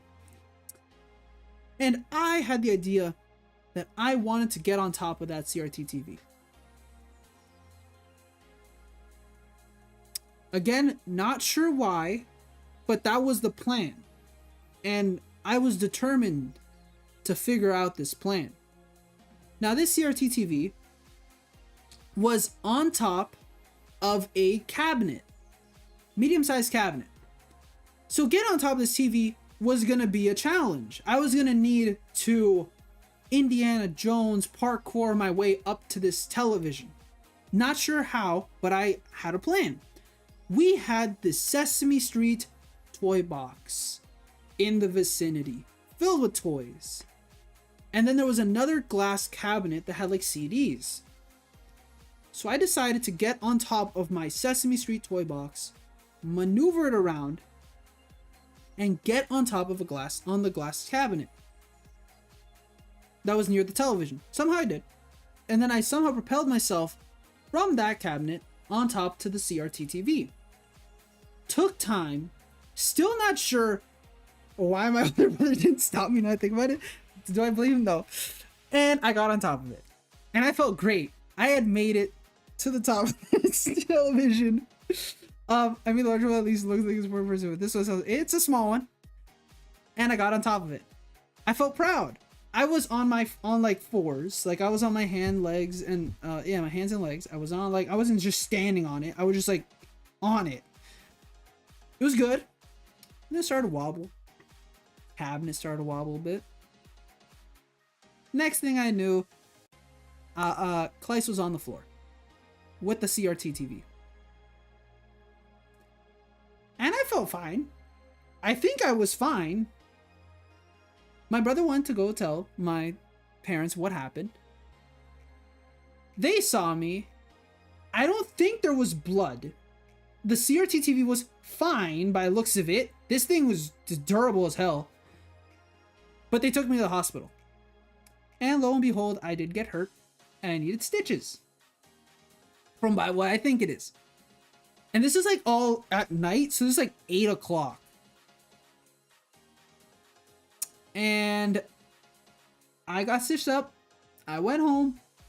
And now, to this day, I have a bald spot on my head. There's a bald spot on the back left of my head that luckily is covered by hair. So you can't see it unless you really look for it. However, I also learned that the CRT actually broke. But like it broke internally, so it didn't work no more. And I didn't get in trouble. That's the good part though. But that was my story. That's my embarrassing childhood memory. I don't know why, to this day, why I decided to climb the CRT TV. And I don't know what happened afterward, because I don't think I felt in pain. Or maybe I did cry and like something, but I don't know. But yeah, now I have a bald spot on the back of left of my hair. So yeah, on my head. But luckily hair blocks it so you can never see it. So you never know if you didn't know the story or if you tried moving all my hair out of the way. So yeah, and I never told anybody. Only my parents know. My friends never knew. And that's my childhood embarrassing story. Oof. Yeah, and obviously we don't have that CRT TV no more, and we don't have the Sesame Street toy box. Unfortunately, I don't have either. But I remember these two. Wait, Karek. Wait, what does that mean? And now Gamma. What the? Is Karek like cabeza? Like head, I think, right? Okay, but yeah, that's my story. What this has taught me is I have to be careful with my kids in the future for sure. They might get the idea to climb their television. So, what are some of my favorite content creators? Wow, next question. Okay. So, that was a crazy story. It was indeed. I wish I could go way more in depth with it, but the problem is I don't fully remember everything. Kids are so chaotic. I know, right? But they're so lovable at the same time. Chaotic, but lovable. Wait, what? Oh. Okay, back here. What are some of my favorite content creators? So finally we're getting to kind of the more YouTube territory. We're kind of stepping away from Claes as it, I guess, as a whole. So, let's start. Who would have guessed? Scott the Woz. I think everyone loves this guy. He's great. He hasn't done anything wrong. Content-wise, posting-wise, supports creators. Right now he's looking for creators. If you're an artist, you might want to look at his recent tweet. But this is expected. I think I've gone just more inspired by his art. This guy is great. His work schedule back then, he pumped out a video basically every week. Then he pumped out like every month. And now he's pumping out a bit and bit. But he makes some quality ass videos. And they're about Nintendo and about a bunch of other topics. And I think that his style of just presentation, his love for it, how he kind of like, you know, kind of envisions it as a television show, and how that inspires his editing and story writing, I think just works out so well. But yeah, he just makes some entertaining videos that can be as short as 3 minutes, with like his whole like, you know, the whole like game, like bathroom like episode, and like the dating episode, like speed dating episode, all the way to like his recent like Wii U episode, part 2. He's done so much. He's done so great. His charity events is also really cool. The whole thing that he does where like he like produces all these cards, board games, these things. That Wish video he made for that one kid, like about the Toys to Life games. He's done so many cool things, and he's just an inspiration, just how you want to be as an individual and as a content creator. And he has a second channel. Just a great guy. Can't hate him. It's funny how you guys have watched Vsauce. I've never really watched Vsauce other than a bit here and there. I think the Vsauce video that I really watched was the one where he like put himself into like in a room for like 24 hours or something like that. He got some videos running on TV, right? I think for a time he did. He got a bunch of his episodes, but they had to change a bunch of the things like the music as well. I don't know what they were able to show, but yeah, that was like the start of him also like getting more and more into his own brand identity as well. Like he started changing his outro music and everything. But yeah, I was able to do that. Like that's just so cool. He's just done so many cool things. He's just a solid content creator through and through. He has gone burnout recently from what I'm seeing, and then again now he's like gonna be more editing with his friends, which is really cool. But yeah, no, he's just a great content creator. Can't hate him. Next one's Ant Dude. Love this guy too. It's kind of like again like a Scott the Woz situation where I just think it's another content creator who just produces some solid Nintendo videos and other some other Nintendo stuff. Right now he recently just uploaded his whole video about the Rabbids series, which I'm like, oh yeah, that's a series, I forgot. I'm watching right now. But I just like his presentation. It's a little more less comedic than I think Scott, but I do like how I do just like how there's a more serious analytical side to Ant's videos. For my Vsauce. Yep, Miku, hi, thank you for stopping by. Over fantastic more after your night. But yes, you mentioned that video a couple times. I've seen it once and I don't get it. But yes, he's the curvy Sonic guy. Yes, he is. But yeah, no, I do also say like Antu kind of has like this weird dad humor that I really like. Like I don't know, I hope that's not an insult, because again, I don't want to insult, but like it's kind of what I get a little. It's like that little awkward, like proud dad type of humor, and I like doing that myself with the streams. And again, I hope to incorporate that into my own long form videos when that comes. But yeah, I also just like that he's not shy to talk about his interests and whatnot. Like the whole, like, again, he goes at it with the Kirby content, and I love that. He goes out with the Sonic, the modding content, whatever. It's really cool. Just the videos that he makes, I just really like it. And again, he's starting his own second channel, trying to get a little inspiration from Scott, so it's nice. And I particularly love it when these two collab. I think they've done two videos on Scott's second channel where they've just discussed, and it's pretty cool. I just like seeing these two interact. It's cool. Next, Alfred. Wow, the internet funny man himself. I watched his content religiously back, I believe, in 2016 when he was uploading his like how to play series. I remember seeing those videos, and I would always get hyped whenever like a new video came out, because I just wanted to see how. And I don't know, it's the only one time like I connected with memes back then, but I didn't fully understand myself. But I love Alfred's content back then. I still do now. I watch less now, I guess, because he does more streams and like videos like he did back then. Anymore now just clips the streams into videos, which isn't a bad thing. I think that's a great way. Again, if you're streaming, that's a necessary thing. I think you do need a YouTube account where you can make more digestible streams into videos, and I don't do that myself because again, I kind of want to separate how it is, but again, I understand for the viewer experience it is better. Plus again, it's a lot to try and do that myself, and I don't think I'm that funny enough to try, and again, editing wise it'd be what nightmare. I'd need somebody to actually do it that for me, for like I need to pay them, but again, that we're not at that point. But yeah, love Alfred, as you say. Yeah, he's basically unhateable. Like he's just a great guy. I just love these guys because they're just great guys. They're just fantastic. And yeah, I think Alfred, like, he does a lot of things, and then like a lot of the conversations he has like hits like yeah, no, again, even just videos in general. I just love how he can be funny, he can be hilarious, and he could still discuss about deep and emotional things in videos and make it just so good. The video that he made not recently, but a couple months ago, about like him going to Japan, Tokyo, or whatever, that video was so good in terms of just presentation and storytelling. I just loved it. It's just great content creator. I've just watching throughout the years, just seeing how he has evolved. Can't hate him. And again, he also is now like he has his band Ace of Hearts. It's just so much. Great guy. Hello, did homework. That's good to hear, Steve. I'm so proud of you. We are idiots over here. Well, me specifically. We didn't notice that the mic was not picking up, so I hope I got to say hello to you back then. Thank you so much for again rejoining. I hope your homework did well.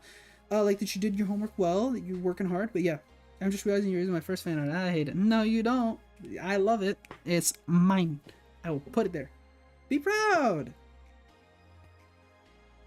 It's adorable and I love it, so I'm keeping it up here. It's there, all right? I don't know if Miku's realized that they're also up there.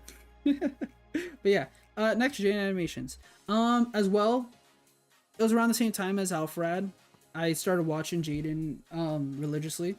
And now they're like roommates, which is cool as hell. Just seeing these two interact, and now they have their whole channel of what is it called? Wild Card, I'm pretty sure. Yes, where all those content creators, and now again exposed to other content creators, which is pretty cool. But yeah, those just like thinking they're completely different routes. One was like more meme game content, and the other one was more animation storytelling. Now like they're roommates. That's just so cool as hell. And I love whenever I just love seeing videos of them now. They're just so cool. And then yes, I think Jane's also Arrow Ace. I think Alfred thinks bisexual. I'm not entirely sure, but I'm pretty sure he is. I'm not sure if that's changed. But I think that was like 2 years ago. I'm not sure, both of them. But yeah, no, they're just cool content creators. And then yeah, Jaden, just seeing like back then making videos about like college and school and childhood. Now making stuff more game related. Like I'm getting more exposed to other things. Like I want to play Amazing. I think it's called Amazing. Well, I think Alfred's the one who exposed it to her, but I think it's like Amazing Island on the GameCube. I want to get that. Yeah, Amazing Island on the GameCube. Yeah, I want to play that. But yeah, no, and then like I think she also kind of inspired me with the whole like weird streaming, like speed running thing. How like she's like done 2 or 3. I kind of want to try myself, which is weird because the like Alfred I think is a more stream speedrun con, but still. Something fell. Okay, sorry. But yeah. great animator. Like, she's like the storytime animator that I still watch. Is it funny? I've just watched people who just don't really have controversy, so that's good. But yeah, sometimes you like blue. That's true. I love blue. Next is Good Mythical Morning. The most different here. I wanted the first four to, I guess, be similar, and then it just alters. I don't know if anyone's really ever seen Good Mythical Morning. They're kind of an early channel as well. So I've been watching them since I think like grade 5 or 6. I remember trying to introduce a little to my mom because at the time they were also making, I think, Good Mythical Morning in Spanish. She still animates herself instead of uploading it to a farm, right? Yeah, no, she still animates herself.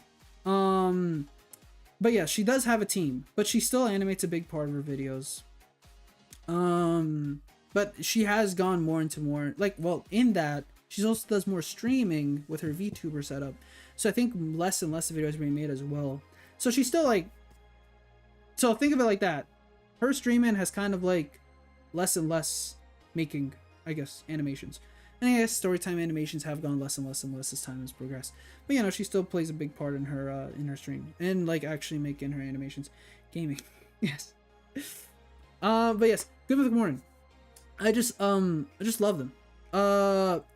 It's just cool seeing their dynamic, Red and Link, after like 10 years, 15 years of them just doing this thing, starting out young and now here. It was just cool. Just, you know, it's something nice to watch at the start of a day for me. Now they've put a lot more emphasis on food related content, which is fine. I'm fine watching because when I'm eating breakfast, it's fine, unless they're gonna eat something that's like a little not something I want to watch. But yeah, I think more from what I take from Good Mythical Morning is more their methodology and business practices.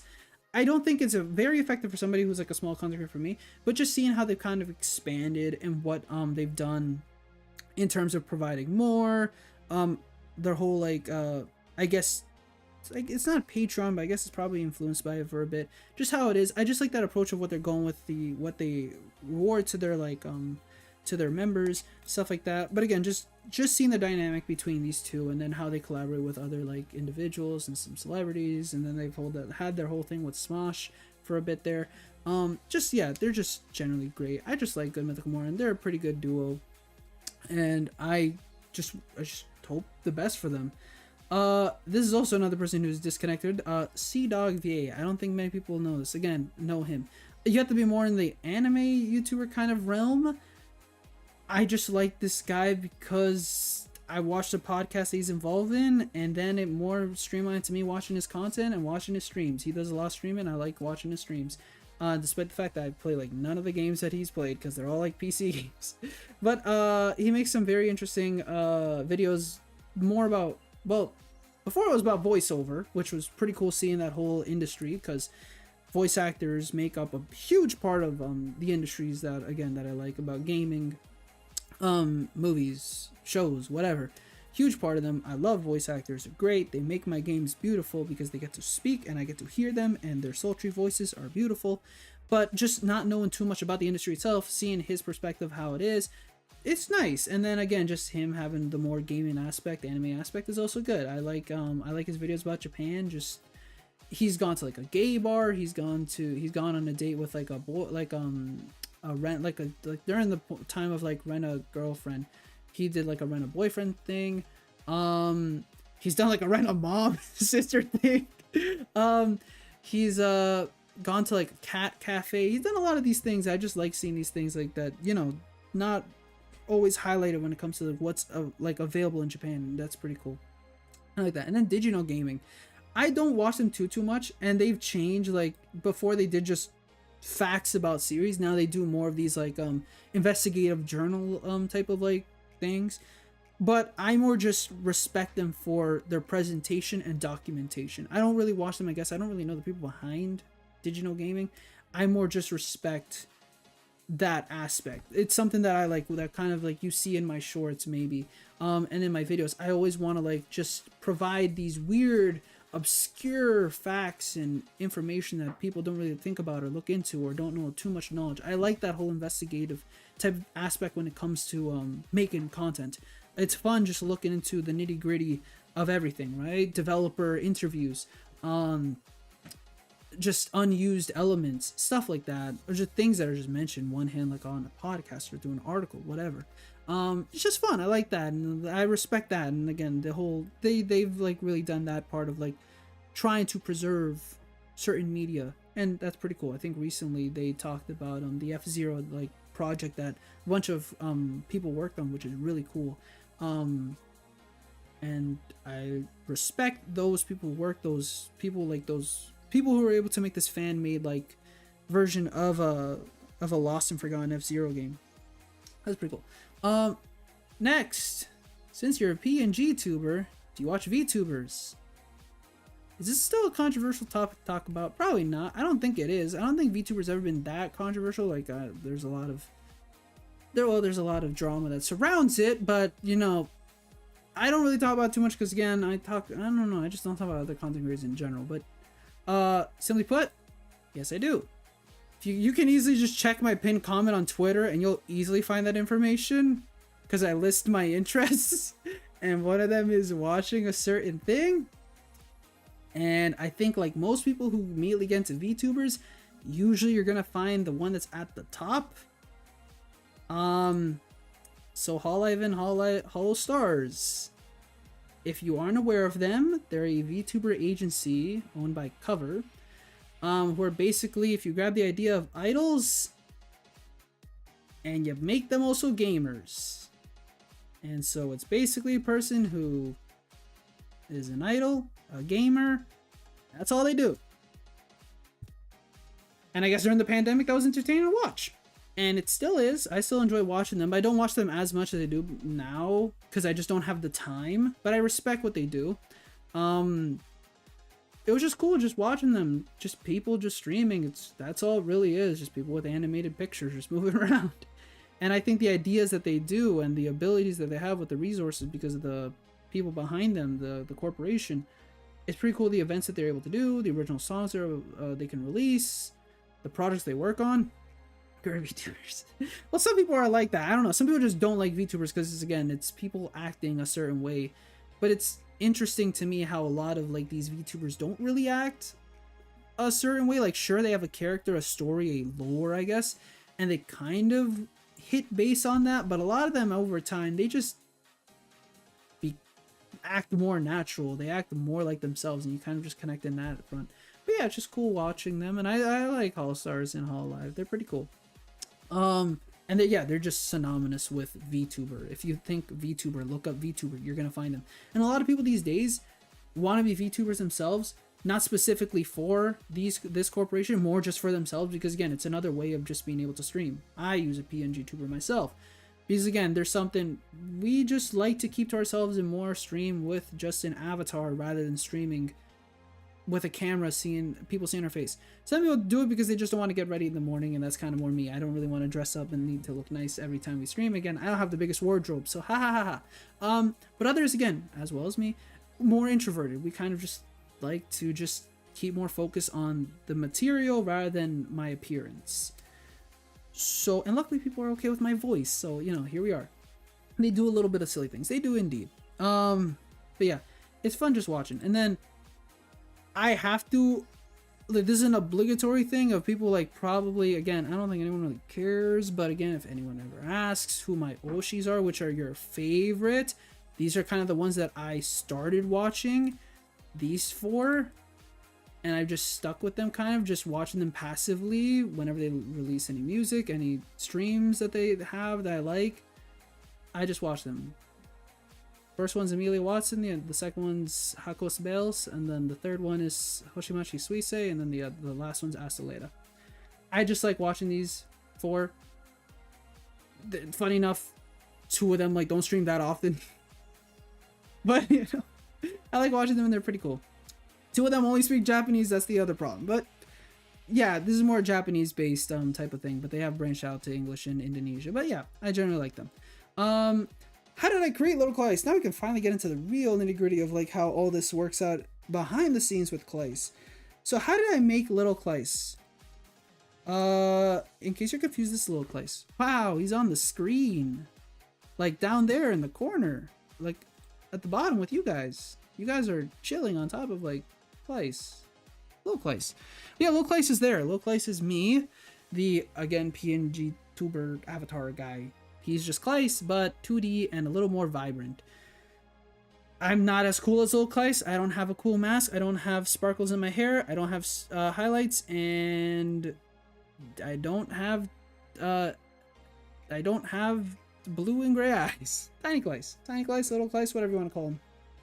He's just there, little silly goose. And yes, I created him. There's nobody to credit other than me. How did I create him? Well, other than time, effort, references, and trial and error, he was made with 3 simple tools. And some people have asked me what tools have I kind of used. Teeny Claes, that also works as well. Teeny Claes is also a valid idea. First, an iPad. You can use an iPhone, just saying, or any like mobile phone, as long as it has a touchscreen. But I basically used I think my mother's mini iPad 2nd generation from like 2013. I used an old iPad, so it's still possible. And I think a lot of people over time, again, technology's coming, like, not really, but again, you still have certain things that you can use to, you know, whatever you have in the moment. I think you have something that can help you make. So I heard yelling. I think right now my brother and father are watching a soccer game, so I think they're getting a little hectic, a little crazy, but that's what soccer does. But yeah, very old piece of, like, not very old, but I guess a decade old piece of technology I used to create the mini Claes. I used this app, the Medibang Paint app. I think there's a pro version, but I used the free version, so I had to like kind of suffer a little through ads and little like just hiccups in the like things I can't use, but I use that free software.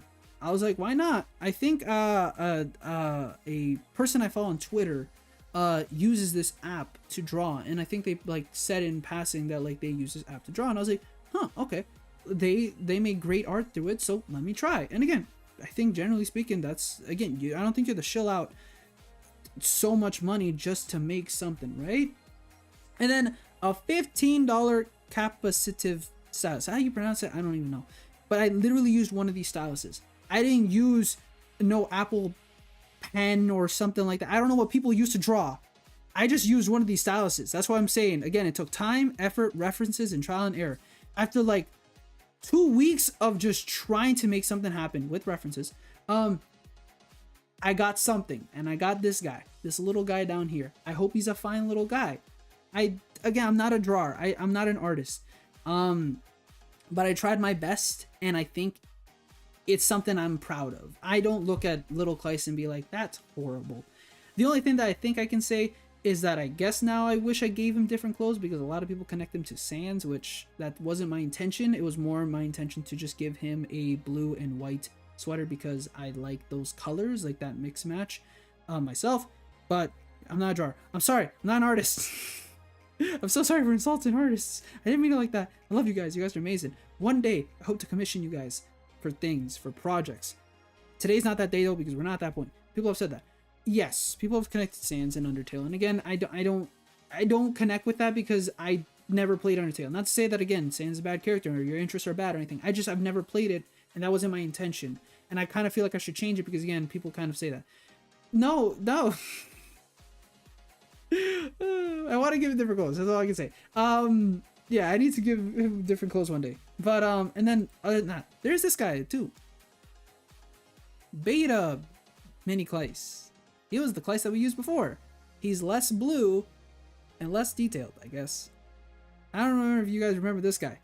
He's not that different. The mask is just more blue. The colors are not brown. Brown is my natural eye color. But I want to change colors. The shirt is, yeah, the sweater is, again, everything's just more blue, and then the pin, the hairpin. The hairpin, funny enough, I don't know, should I go back? I don't want to go back in slides, but the hairpin is basically from Nisekoi, from the guy, from the main character. I liked his just X hairpin, so I wanted to just incorporate into the style. But I was, you know, I want to make it into sparkles, 'cause I like sparkles. So there you go. Yeah, thanks for in December 2023. No, I think I changed him way, yeah, 22, there you go. There you go. I was like, wait, I think I changed it way before, but yes, it was around that time I think that I changed Low Claes. Like I decided. I think my ears are confused. No worries. Don't worry. I remember you like a couple like I think 2 days ago. I was retelling a story to my parents, and I was like, yeah, 4 years ago. I'm like, wait, 4 years ago? That was 2020. That was 2020. Ah man, no, I mean like 2017. I was like, wow, I was way off. But yeah, no, I don't blame you. Pandemic never happened in my head right now with the years. Pandemic did happen, but the years surrounding it didn't. Because I can't remember the years. Time went by too quickly. But goodness. But I hope you guys are all safe. I got COVID as well, so I hope you guys are all safe and taking care of yourselves. Alpha Claes, yes, there's Beta Claes and I guess Alpha Claes. I guess Alpha Claes is this one. But yes. All right. So why did I start doing YouTube? Is the next question. So first and foremost, I want to say even littler Claes. Yes, even littler Claes, minier Claes.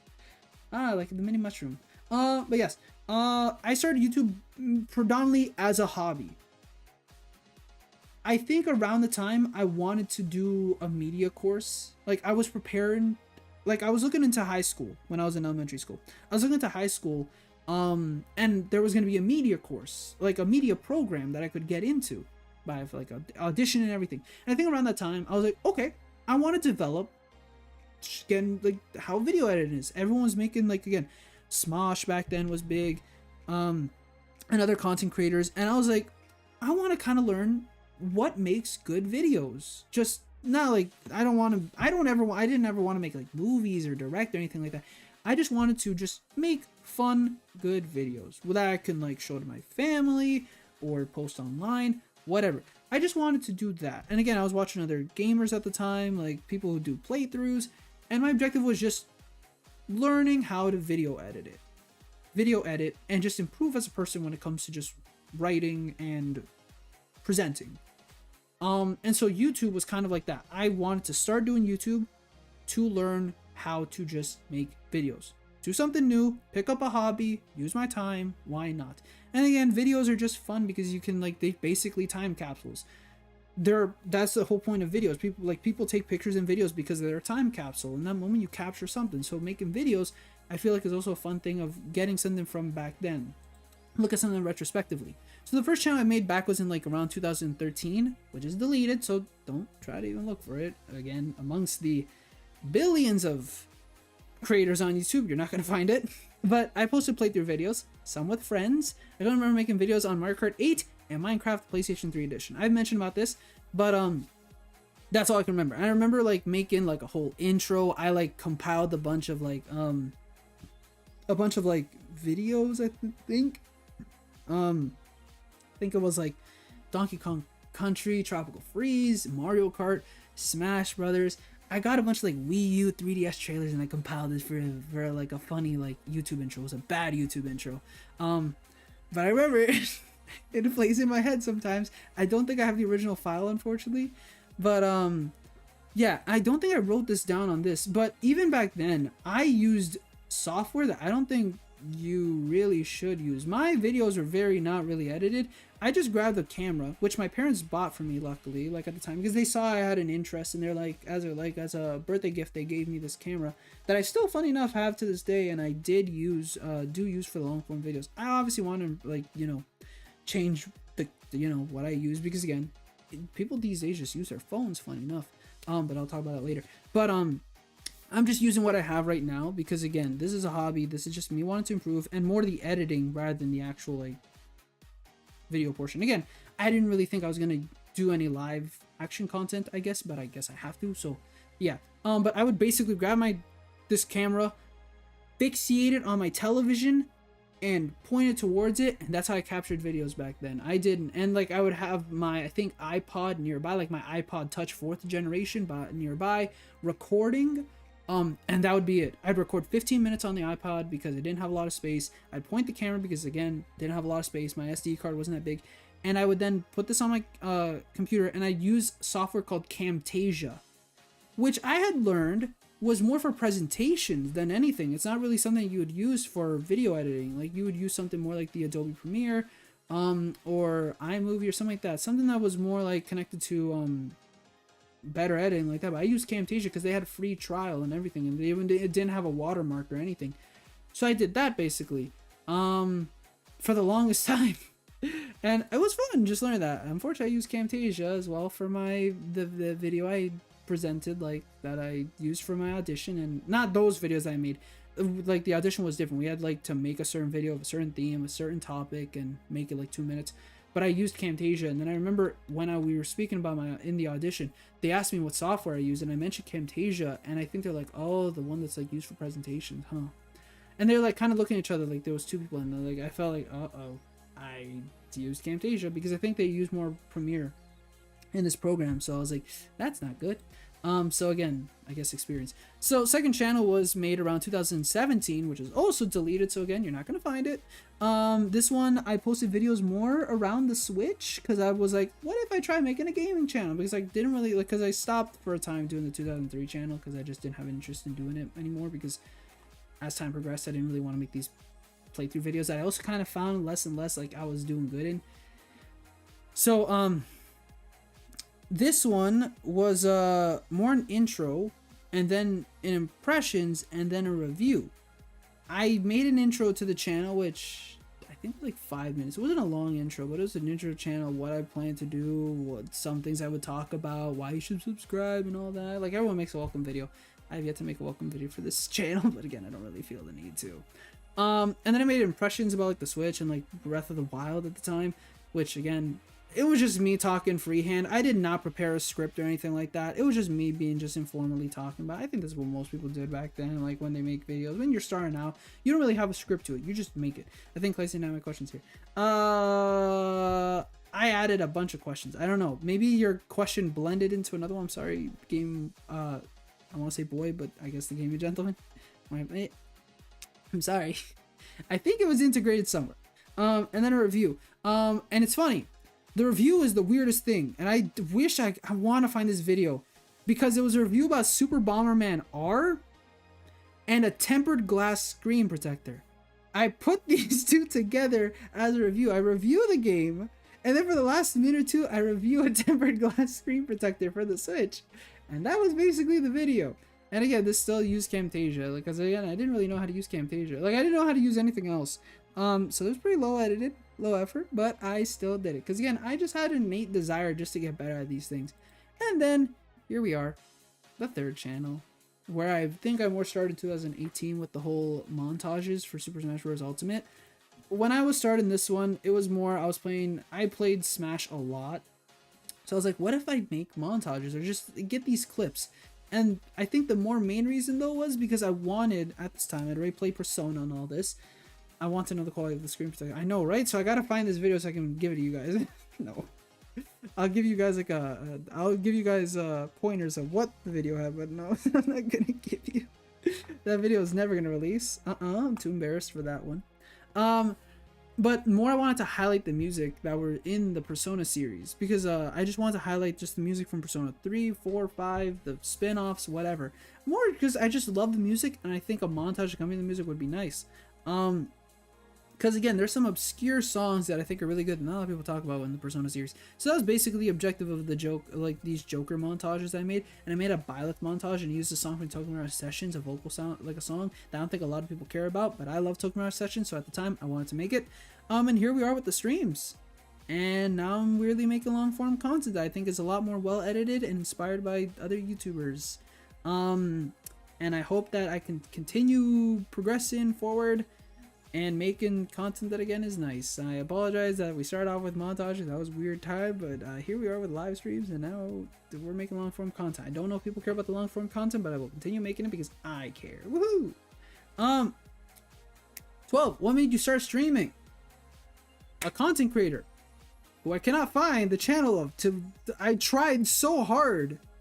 Like I was looking for like an hour. I was like, why can't I find this person?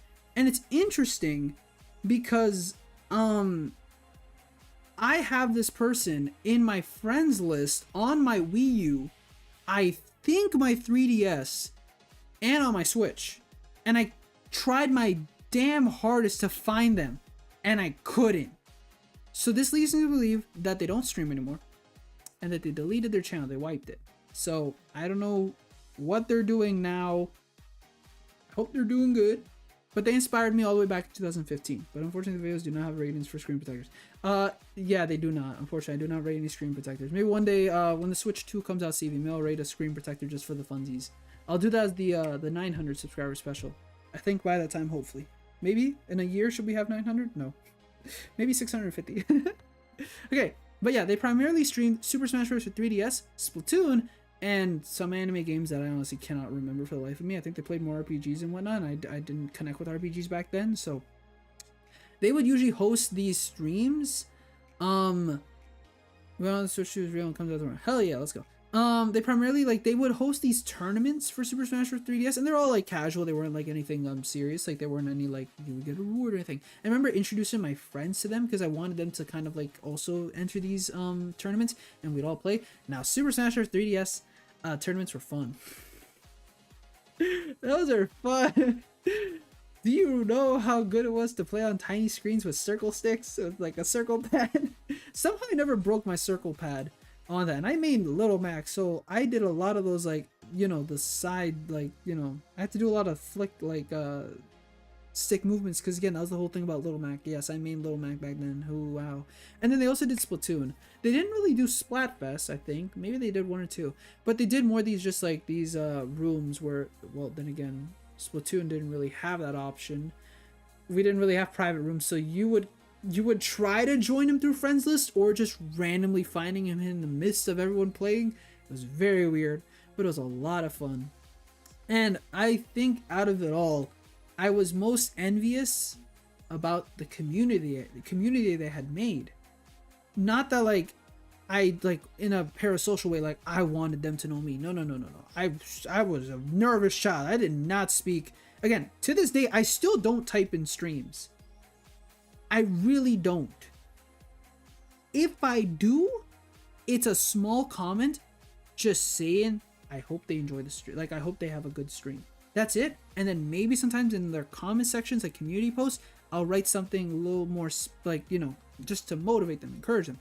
Because I just wanted to be a generally nice person, and I'm also a nervous wreck. So again, I can't type in chat. It's hard for me. So back then, that wasn't me. It was more, I was just envious of their community because their community was so big. They had so many like people like that were visiting, people amongst these, like amongst the chat that knew of each other and spoke.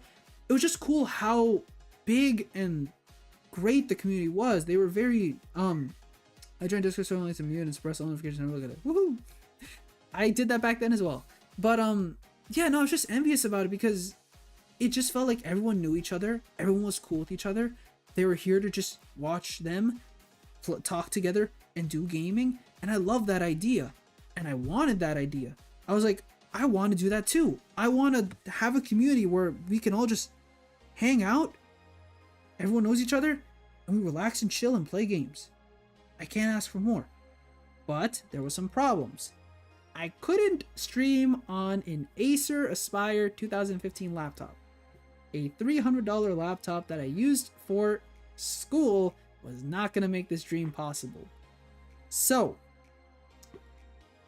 I didn't want to try to get a more expensive computer, microphone, and all that other stuff that you need to stream because I'm a child. I was a teenager and I didn't really have a part-time job. So, that wasn't on my that wasn't something I want to like also ask every Christmas or birthday, like to help me like get closer to that.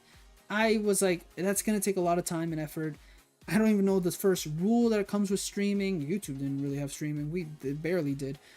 I don't know. It never clicked that I wanted to try to do streaming to that much. So it was more just a dream rather than an actual goal. Especially with what I had at the time. And yeah, I was a secondary school student. I wanted to focus on my studies. More than anything at that time, I wanted to get through school with relative ease. I wanted to get through school, get to the summer break, enjoy my summer break. That was me for 10 months. Do good in school, get good grades, make some friends. That's it. Get out, 2 months, woohoo, vacation time. Let's go. That was it. That was my mentality back then. School kind of is like that a bit sometimes.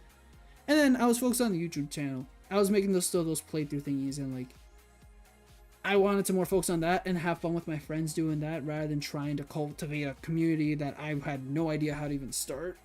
But that was it was there. That was where like the seed was planted. And I think around the time there was other streamers that I kind of watched here and there. Just again, they're having fun and just doing stuff, and I just wanted a piece of that pie. How? I don't know. But that was the idea. One day, and I think I made a vow to myself one day that one day I will stream and I will play Splatoon and I will do a Splatfest stream. And thankfully, the Splatoon series did not die after the first one, and here we are with 3, and I did that. Woohoo! So the vow was made.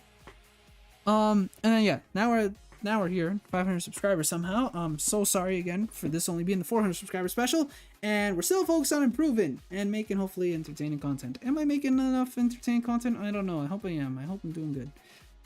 Please forgive me if I'm not. Any difficulty starting out? Past U's proud. I hope they are. I hope Past Claes is very proud of me. But I am proud of Past Claes, and I hope Past Claes is proud of me. So, any difficulty starting out? I know this is generally a big question that a lot of people ask. So, not really. I'm not going to say there was any questions. This is assuming we're asking about growing or the algorithm. Because I know a lot of people really kind of talk about that more. Like when any difficulties more is like, did you have difficulties finding subscribers or getting likes or getting comments? And yeah, sure. I'd like to see the long form content do a little more successful.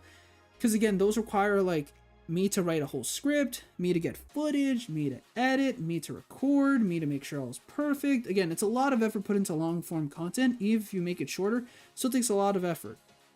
That being said, I understand. Again, it takes a lot, like, see how many streams you've done. It takes a lot of streams to like, for us to be here now on March 10th. So in that same aspect, it's going to take a lot of time for that long form content to do better because I need to just make more long form content that people want to watch. So it's just going to take time. And I understand. But again, it's not really like I haven't been stressed about the numbers. I haven't looked at the numbers like, damn, I'm doing horrible because I don't really see it like that. Again, at the end of the day, this is a hobby and I want to improve my editing. And again, if I grow and let's say hypothetically one day we're able to hit monetization, that'd be nice to make some passive income. But this isn't supposed to be a job. I don't want to stress myself in that aspect and look at myself negatively. Am I not good enough? Like again, can I not get popular? Because this is difficult. You have to put a lot of effort and time into YouTube, but I'll get into more of that difficult. That makes sense, yeah. So again, it's gonna take time, but I wish it was better. Obviously, I put a lot of time into the long form content, but I understand. So again, I'm not too concerned, and even with the streams, I'm not that concerned. If we're talking about technical aspects, the whole equipment and whatever, then yes, because as I previously mentioned, I didn't have the equipment, obviously. I didn't have a good PC for editing and streaming. This is basically the laptop. I had something like this. It's just an Acer laptop that was not good. That's the only laptop I really had other than the home computer, and even then, my home computer was like a $500 home computer from like 2012 or something. That we again would only use for just homework, to do our essays, to do I guess do any like math homework we had, whatever. That was basically it. We just had a home computer for schoolwork. I didn't have a home computer for gaming or for again editing, anything like that. And it's difficult to also, it's still difficult to try and explain what YouTube and making videos is to my parents, because they understand making videos, they can understand the concept, but then uploading it and then stuff happening, that's a little difficult. Even if you try to say like, oh, it's kind of like television, it's still difficult to try and articulate what it exactly is. But yeah, I didn't really have the need to convince, and I didn't really have the need to try and upgrade because again, that'd be very difficult. Time as well, secondary school, then university student. I was more focused on my studies. Then and now, I'm still focused on becoming an educator. And if I don't put the time into that, then that's not going to happen. I love doing YouTube, love hanging out with you guys, but it's the same thing as, again, like anything else. You need to put a lot of time into what you love and what you want to do. Not to say that I won't make that, again, luckily I don't have outside friends, so here we are. I get to be with you guys more. I can put my time towards being with family, with again school, and with you guys. So I think I can divide my time nicely now because I'm not in university currently. But back then, yeah, just more effort and time needed to be put into those things, and I still put a lot of time to that, and we'll explain it. We'll talk a little later about how this is all going down. And then the conditions of my house. There's a lot of people living in my household, so there's 5 other people. And it's difficult to kind of stream when there's a lot of people moving about, talking, doing stuff, you know, difficult, right? It's generally, you kind of like to put yourself in your own room and just hide a bit, right?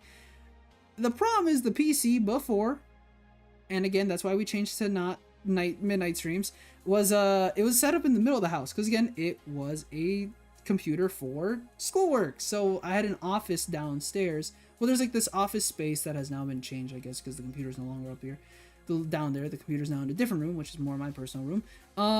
But yeah, back then I could only stream after midnight. So, because again, that's when people were asleep.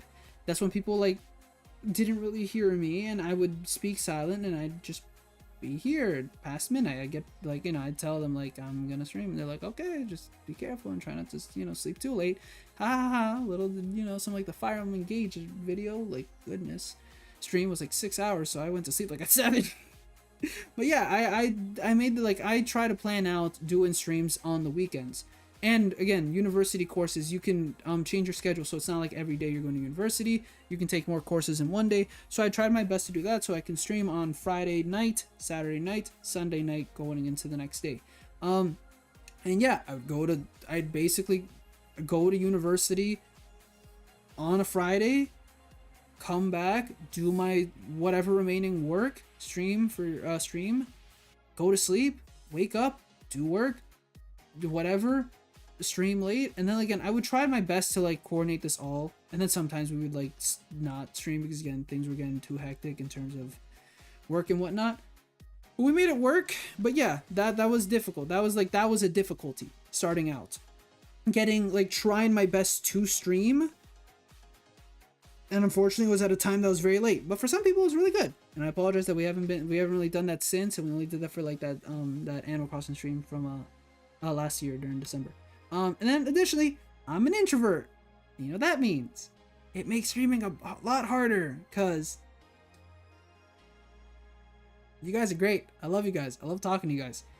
But as an introvert, I'm terrified of the things that I say. We've already seen what happened earlier in the stream. I am aloof as heck. I am dumb. But no, generally, I'm just an introvert. Again, I don't know how we've made it this far, but somehow I'm able to somehow keep conversation, and you guys are very willing to like help me, speak to me, keep the flow going, and I greatly appreciate that you guys are willing to like just be here and talk to me. It's nice. But yes, I'm an introvert, and my battery depletes over time, and I'm bad. But yes, difficulties was more the technical. It was more I needed to get the equipment, so I need to upgrade, and luckily like in my like last year university, I was able to finally I was like,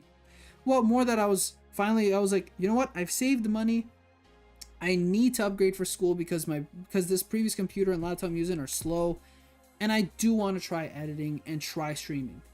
I have an excuse, so let's upgrade. And then for time, again, I just learned how to manage my last year of university better, because I really, again, wanted to start streaming. And then the conditions of the household, I just made it. I just had to work with it. I got less sleep, whatever. Still haven't improved my sleep schedule. But yeah, thank you again for everyone, though, again, for understanding the shift in time. I don't really want to sleep at 5 a.m. anymore. But hey, if it comes to that in the future, maybe. We'll see. We have ideas. And then Canada 2. Yes, Canada 2. Still, I hope it's thriving. Maybe one day when we revisit. There's still Canada, like the other Canada that's on the DS. I don't even know what we called that village. Do I have any advice for those starting out as streamers or content creators? Now, keep in mind, and thank you again, everyone. We're only at 500 subscribers, so I don't have the best advice for you. I'm sorry. There's a lot more experienced, talented content creators have been on this platform, on Twitch, whatever, for many years, so they have better advice to give to you than me, but I will give you what I think I can. The first one is the big one, and I think anybody will tell you this: do it. Just do it. Just try. It won't hurt you. Maybe it will. Maybe you'll do a weird parkour stunt on trying to make a video, but it won't hurt you most of the time. If you don't start making it, if you don't click the go live button, if you don't do anything, you'll never know if you like it. That's the honest truth. I didn't know how stream would be. I just told myself I wanted to do it one day. I finally got to that point.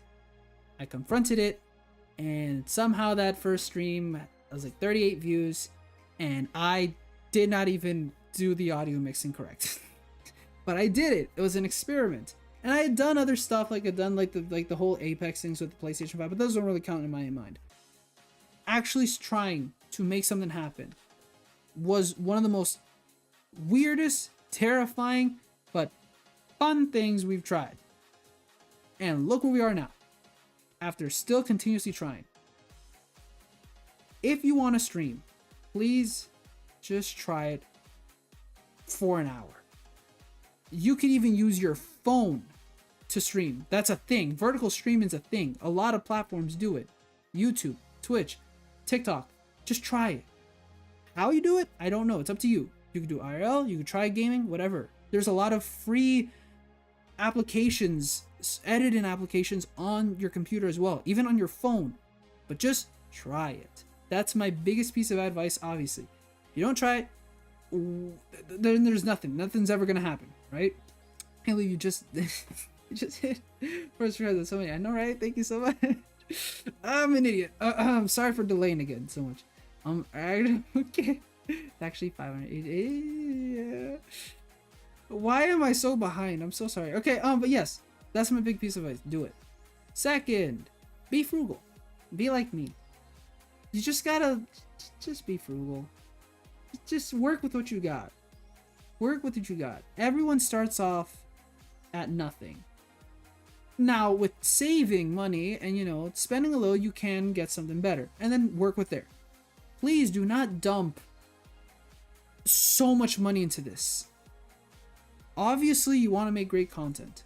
Obviously, you want to make content that looks nice. But everyone, look back at everyone's videos. Go back to your old content creators' videos. And you're going to see that at the end of the day, what you fell in love with, what everyone fell in love with, is them. Their personality. That's just it. You yourself, as the content creator, and the time you put in, and how you develop, and the skills you gain, those are what's gonna make you, and that's what's gonna get people to come back. Now, I don't know why people come back for me. What's wrong with you? I love you guys so much. You guys are fantastic. But yeah, your knowledge, your experience, your investment in all this is what's gonna carry you. How fast is another question. But I think that it's a lot more worth it. Wow, what a pun. I just realized. To be frugal and work with what you got, then try to dump a bunch of money into things you don't know how to use correctly and could possibly not like in the end. This is going to be a weird, I guess, analogy or whatever. I remember reading a story on Reddit where, in the height of VTubers and everything, I don't think the height, I think again, like a year or two after, somebody had used a lot of their money to become a VTuber and figured out they didn't like it. They got a model, they commissioned, they had never done streaming before. They got a webcam or whatever to do it, and they didn't like it. And they gave up. And that's not to say that, again, on the one hand, it's impressive they tried. It's hard, again, to start streaming, to make content. But the sad part in all is that they wasted all that money when they could have, used a copyright-free VTuber. Because there's avatars like that where, again, I think one of the VTubers, there was an AI VTuber that used an existing model and used it to stream, and then they made their own. But again, why spend all this money on things that you don't need right now to figure out if you're gonna like this? That's my idea. Just be frugal. That's what I did back then. And enjoyed making content, and only now have I kind of spent, but again, more on necessity, but because again, I need it for school and all that, but then it also panned out well because here we are. But yeah, be frugal. I will say that. Remember, I have a contract to be here until you finish Mori.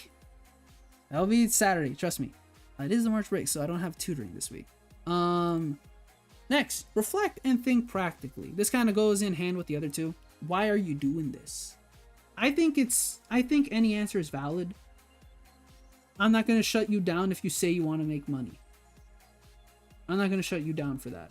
I know a lot of people want to get into content creation because, again, these lifestyles that these content creators can live. Not everyone, but can live. And even then, some content creators still live a good life just making content.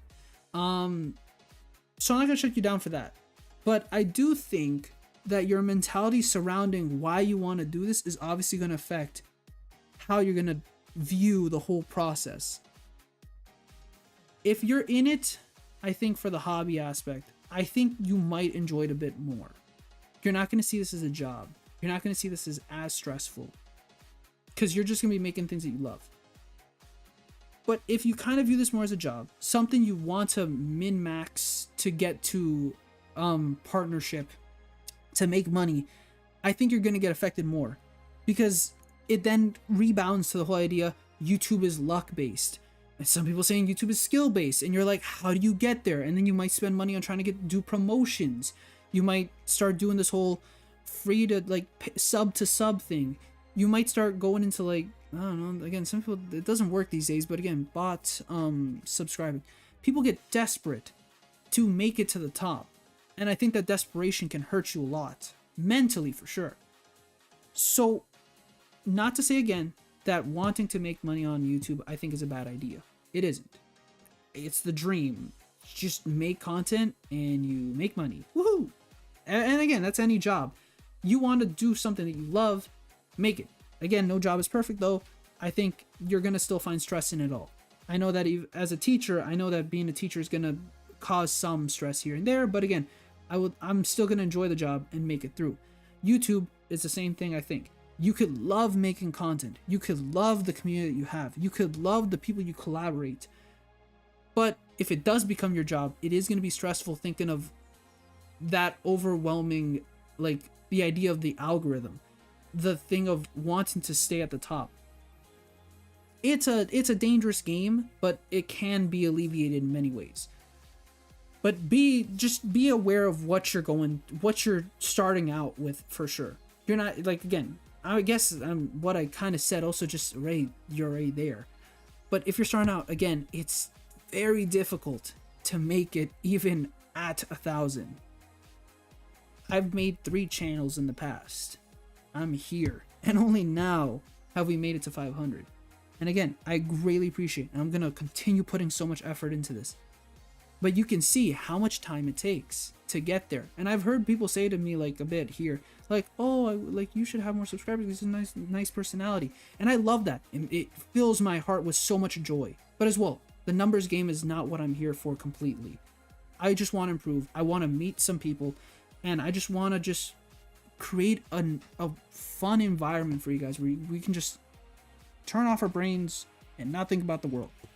But again, the growth is nice, but again, it's not what I think about too much, and I think that it's something you need to think back to yourself. And then yeah, and the bigger thing is, are you proud of what you're making? That's something else that I've heard, but the big question, and again, this is an AMA, so this is a weird question to you guys. The content that you're making, is it something you would show to your relatives or close friends? Now, I've also heard stories that people say, oh, if you want to grow on YouTube, don't show it to your friends and family because that can affect the algorithm and how your video is brought out. Sure, then just show it to them, just show them the video, the raw video. Don't show them the uploaded one. But are you making something that you're proud of? Something that you want to show to the people that that surround you? Even online friends, whatever. Are these videos you want to show to them? Because if they are, then most likely that content you're making is something you're going to love, something you ultimately want to make, rather than, again, playing the numbers game, making content that is just, I guess, for to again just grow. Again, that's not to say that there's a lot of things. There's still like some of these videos that I've made I can't show to like I can't show like I'd be embarrassed to show something like the Fire Emblem video to like cousins or family, because one, I don't think my parents are gonna understand, and two, I think like I kind of sound a little cringe here and there. And again, there's some things I talk about like I don't think that they're gonna care about, like, you know, the games that I like. So I understand that, but showing it to my brothers who are my closest, the closest people in my life, them seeing it, them saying, yeah, it's good, like, you know, there's this, they're them critiquing it, it makes me feel nice being able to show it to them. I don't need to show it to everybody, but can you show it to some of the closest people? If you can't, again, there's valid reasons why, because again, not everything that you like needs to be shown to them. But can you show them one or two of your projects, maybe a segment of your video? Are those little things, can you show to them? Even a thumbnail, something that you're creating, can you show them a little, just to show them, get their opinion? And if so, that's good. But again, you don't fully need their opinion. You don't fully need it for everything. But if it's something you can show them, that'd be nice, right? Not only share my interest with my family, even if I'm happy with them. Yeah, sorry. Like, it's kind of weird for me to kind of word it, because again, there's a lot of things that you like that you think that they won't like, or that you know they don't like, and some things you're a little embarrassed and you kind of want to keep to your end, or again, you're still in that improving phase, and you still we want to show them some later. It's just more, can you show them something maybe down the line, something like that? If you can, that's good. Again, you don't fully need their approval. I understand there's a lot of people that, again, that just go it at themselves, and that's perfectly fine. But again, these are little things that I think that might help a little if you can. If you have somebody show this and they like it as well, they critique it a bit, and they like, again, give you affirmation, I think that's a huge boost. If you can do that. If you can't, it's okay. But again, I think that's a thing as well that kind of helps a little in why you're doing this. It's the thought that matters. Indeed. And then I already kind of mentioned this. Watch your favorite creators' old content. Of the creators that like I list my favorite content creators, I've looked back at how they've started years before. What did they use to make videos? How was their quality? What was their personality? What was their editing style? Whatever it is, everyone starts at zero. We might not start with zero experience, but we all start with zero YouTube experience. You can know the ins and outs of an editing software. You can know the ins and outs of an animation. You can know the ins and outs of presenting. You could have taken all these classes to do this. But can you translate those skills into something that is entertaining content? That's the hard part. Alpha's old videos are so weird. They are. Like, I've looked at Scott's old videos. Him, like, you can see it's more crusty in terms of the video quality, the editing. He sounds a little more duller, not as excited as now.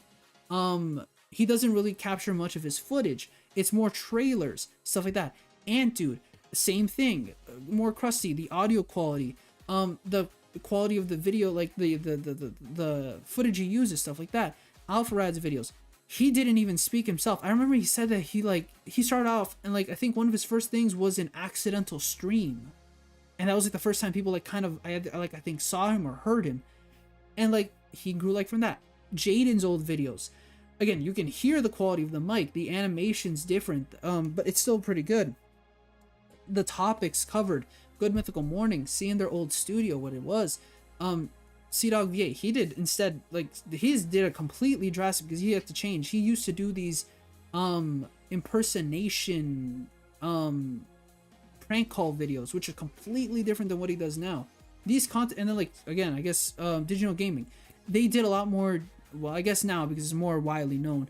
I don't want to say generic, because again, it's, how do I say, this information is now more known, but you can see the quality of those facts are, like, again, people know them. The presentation of these aren't as stellar. You can see where their editing is different. You can see where how they act on screen is different. Everyone starts off at zero. And that's what I say. Go watch their old content. See how they've developed as a content creator. You obviously know them now, but you've probably forgotten how they are back then. So watch them back then, and bada bing, bada boom. You'll find something. You'll find where to be inspired, and then you as an individual grow as time goes on. What platform do you suggest for streaming? This is the big one. So, regardless of streaming, even if you're just making general content, I do think it's necessary that you need to, if you want to make the most impact, it's necessary to be on most available platforms. I'm not saying get on platforms that you're uncomfortable with. Do whatever you want, but I'd say it's good to have one or two different platforms you're on. And then I guess if you want to make like profiles on the other ones just to keep your identity, then by all means. But I do think that having multiple platforms you're available on extends your reach. Whether, again, you can post videos, you can make content on those, or you can just post news, whatever it is. I think things like TikTok help immensely in YouTube and Twitch. As much as I don't really use TikTok myself, but I've heard people, again, branch out to those because it does help. Well, wasn't expecting to be there for streaming. I do know have live streams, but no, yeah, more TikTok. I think it's more that you can upload certain things. You can make shorts again. You can use YouTube Shorts. You can use TikTok. I don't know much about TikTok streaming in general, but I do think that it's a way for you to make content based on your just existing content and putting it there. It's just extending your reach. I think these are more supplemental things you can use. It is possible. But yeah, TikTok is a really good springboard. There you go. Yes. I think TikTok and Twitter, maybe Instagram are good springboards. There's things that you can use to help alleviate your content to a greater reach. So I would say if you're really focused on that part, for sure, make other stuff and be on top of it. Put your content on that, make posts, communicate with your community, whatever. However, if you're really like, but stream-wise, like the best bet for starting out, and it doesn't pay me to say this, is Twitch. Twitch is where you want to go, not here. Feel bad, but you want to go Twitch. Okay, you can be a terrible individual with mediocre content and end up with a healthy YouTube channel from a year within TikTok. That's true. I think TikTok is a harder place probably to navigate in terms of what you want. Like, again, it depends. Again, TikTok is many things. Like, there's many things that go on TikTok, but yeah, you again, there's a reason why I don't use TikTok, but again, you can use TikTok and I think it helps. But yeah, you can swim possibly through whatever trenches there are. Every content you make is a form of entertainment. There will always be someone who likes it. There will always be people around. Again, there are people who use those platforms more than others, and again, you can reach them and maybe they'll be inspired to go to your other platforms. You know, they want to see you somewhere else. So again, why is the logo dark on Twitch? I wish I could put a white background. I couldn't though. I probably could have done that just in Photoshop, but I was lazy. I just wanted the just the logo. Talking about TikTok itself though, I don't know. It's been fun watching. I'm asleep now. Thank you, Yuki, so much for being here. I greatly appreciate it. Please rest well, sweet dreams. Take care and good luck on whatever you have to do tomorrow. Okay, thank you. And anyone, again, thank you everyone for communicating amongst each other and, you know, adding on to points or asking other questions, whatever the case is. But yes, start out on Twitch. So stream is the only form of content. You won't find anything else on Twitch. You know, there's IRL streams, there's gaming streams, podcast like streams, etc. But if you want to do streams, Twitch. It's where streams take place. It's where they continue to take place. And it hasn't died yet. So have a good rest of the stream. Thank you so much, Yuki. I greatly appreciate it. Take care. And then it's a better search engine. Again, there's game directories and additional filters. If you want to just look up a specific game, you can find it easier on Twitch, I think, than YouTube. YouTube has generally done more and more to try and keep up with Twitch. Like, again, recently there's the whole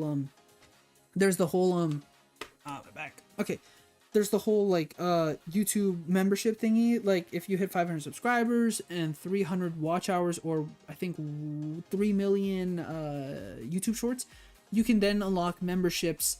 I think like shop for merchandise and then something else. You could get to that, but I'll explain in a bit.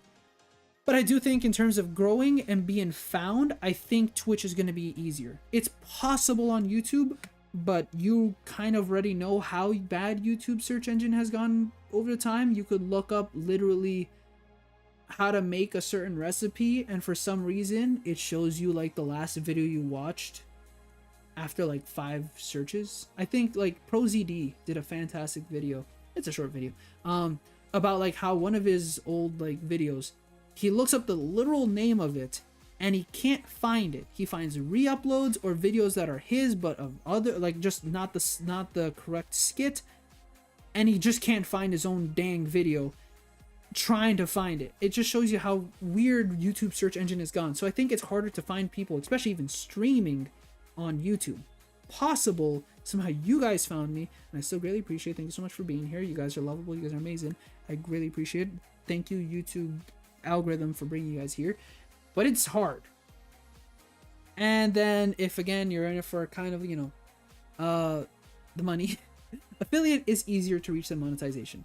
Affiliate, I think you have to get like 50, no, I don't remember how many followers, how many watch time, how many average you need. I think you only need to stream like maybe 7 times a month. It's possible to get to affiliate and start seeing something. But YouTube, it's a lot harder, especially against streaming. You need to get to 1,000 subscribers, 4,000 watch hours, or 10 million YouTube shorts, which is a lot harder. Some people find it difficult to reach one or the other. A lot of people have trouble getting the subscribers, but have the watch time. And a lot of people have difficulty, they have the subscribers, but they don't have the watch time. And I'll admit, if you want to know my scenario, I'm on the latter one. I'm luckily getting subscribers, so thank you again. But the watch time is not there.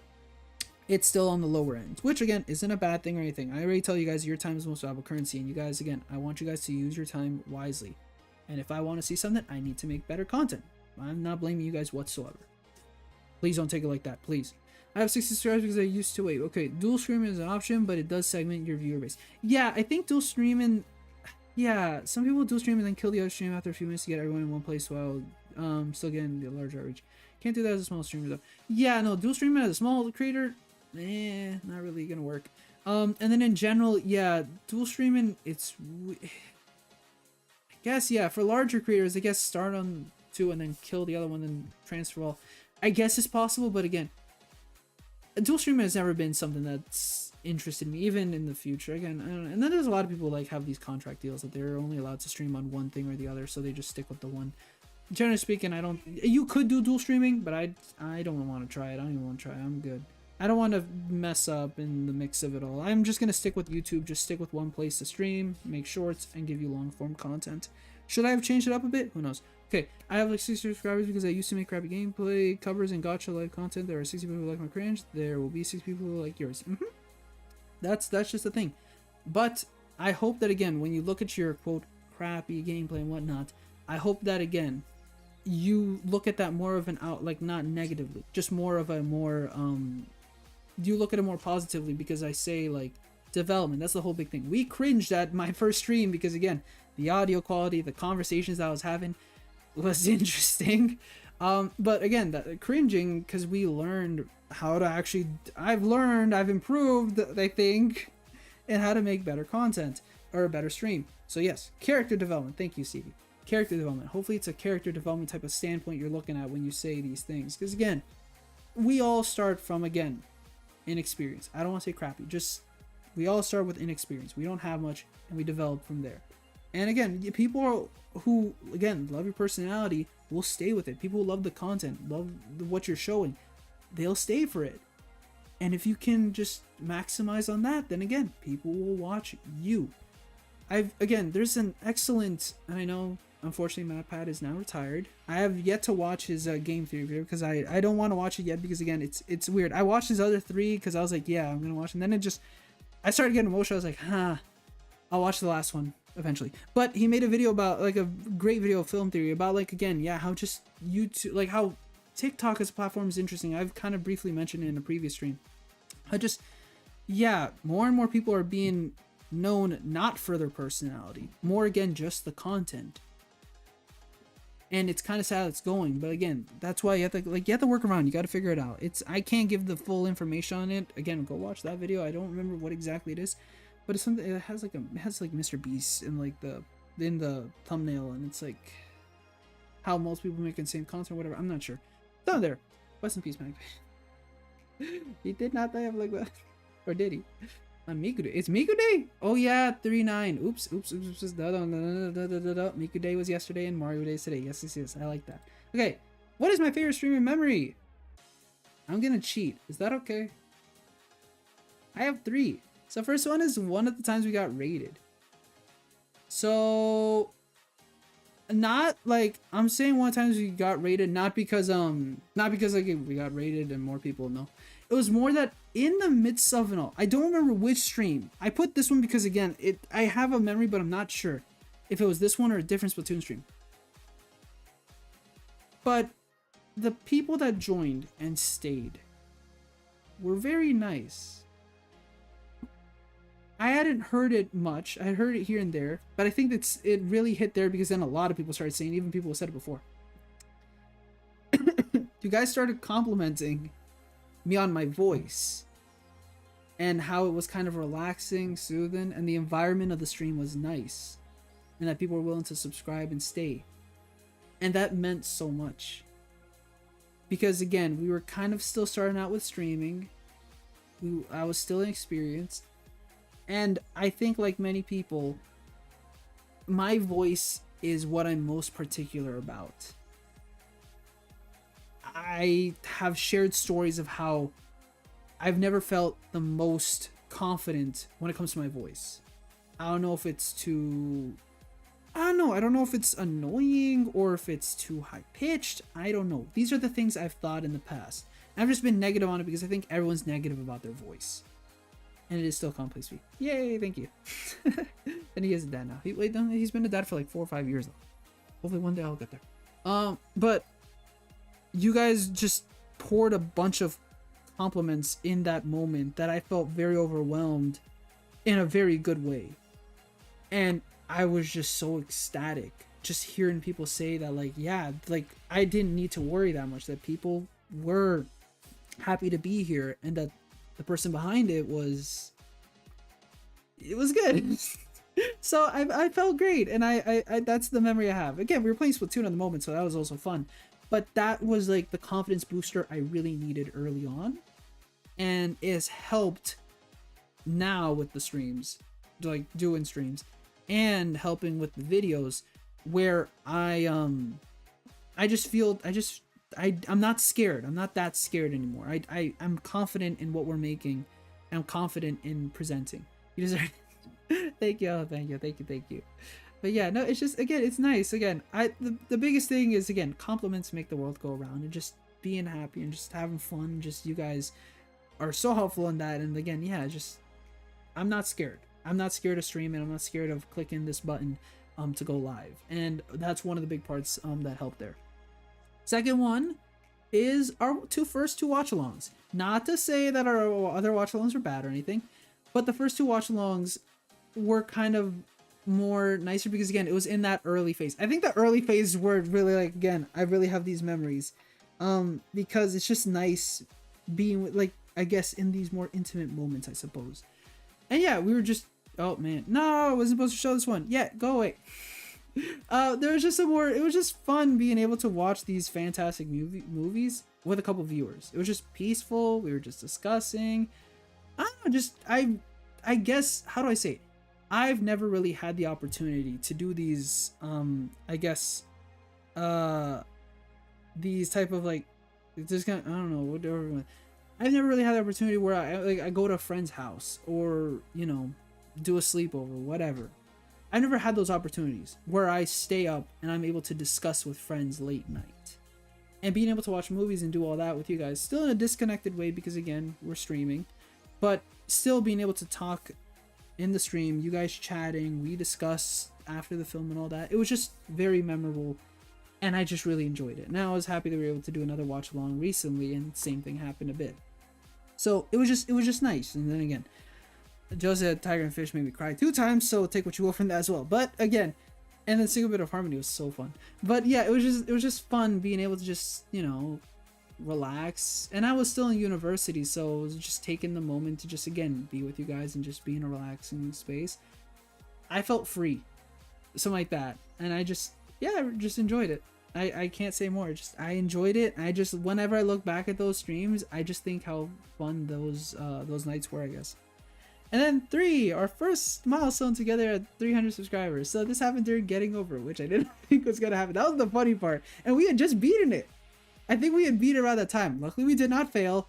Luckily, we did not get stuck on the other side. That was the fear. But Getting Over it, guy, Oh, I love getting over with so much joy. No, I hate it. No, it's fun. It's fine. You should all play Getting Over It. But goodness, did it cause pain? But the best part was, again, we did hit 300 subscribers. And I think in that moment, because it was the first time and because I didn't know, I think you guys saw a more genuine side of me in being in loss for words and trying to communicate my thoughts to you guys of how much I like hold you guys to great esteem, how much you guys mean to me, and how much this whole journey has been. And it still is. And we're now at 400, and we also are at 500, and we still gotta do that stream. But there was something about just getting on the first milestone that meant a lot, and just completing Getting Over It, which, contrasting with the stress, also helped. Being able to finish that, get the milestone, and just speak to you guys genuinely after. And it was weird because we like did an hour, I think, of Bessie Talk that day. Then we did Getting Over It. Then we hit the goal. And then we were able to talk after. And like it was like only like 40 minutes of playing or less. I think it was a little more, but still. It's just how satisfying, I guess, it worked out in the end with a rage game. And yeah, no, I just it was emotional throughout. But it was a good emotional. And yeah, I don't know. Something about it, and just looking back, I'm getting not emotional. It's nice looking back, nice thinking about it. These are my favorite 3 streaming memories right now. I hope that the collection grows and I'll have more. Obviously, I love streaming in general, and there's a lot of memories I have, but if we're talking my favorite 3, these are my favorite 3. Mori's next. I don't know, Mori might be down there. Look, I'm enjoying Amori. I think one of my more favorite ones is probably like the ones where we were in just the non-dream world and we were just relaxing, talking to our buddies. That was probably one of my more favorite parts of Amori. And now we have that, so now that's the next part. So woohoo! I like when we're in the real world. Scary things don't really happen there. Well, it can and it does, but happen with Basil. But still. Okay, next. What's a stream you like to do but haven't gotten the chance yet?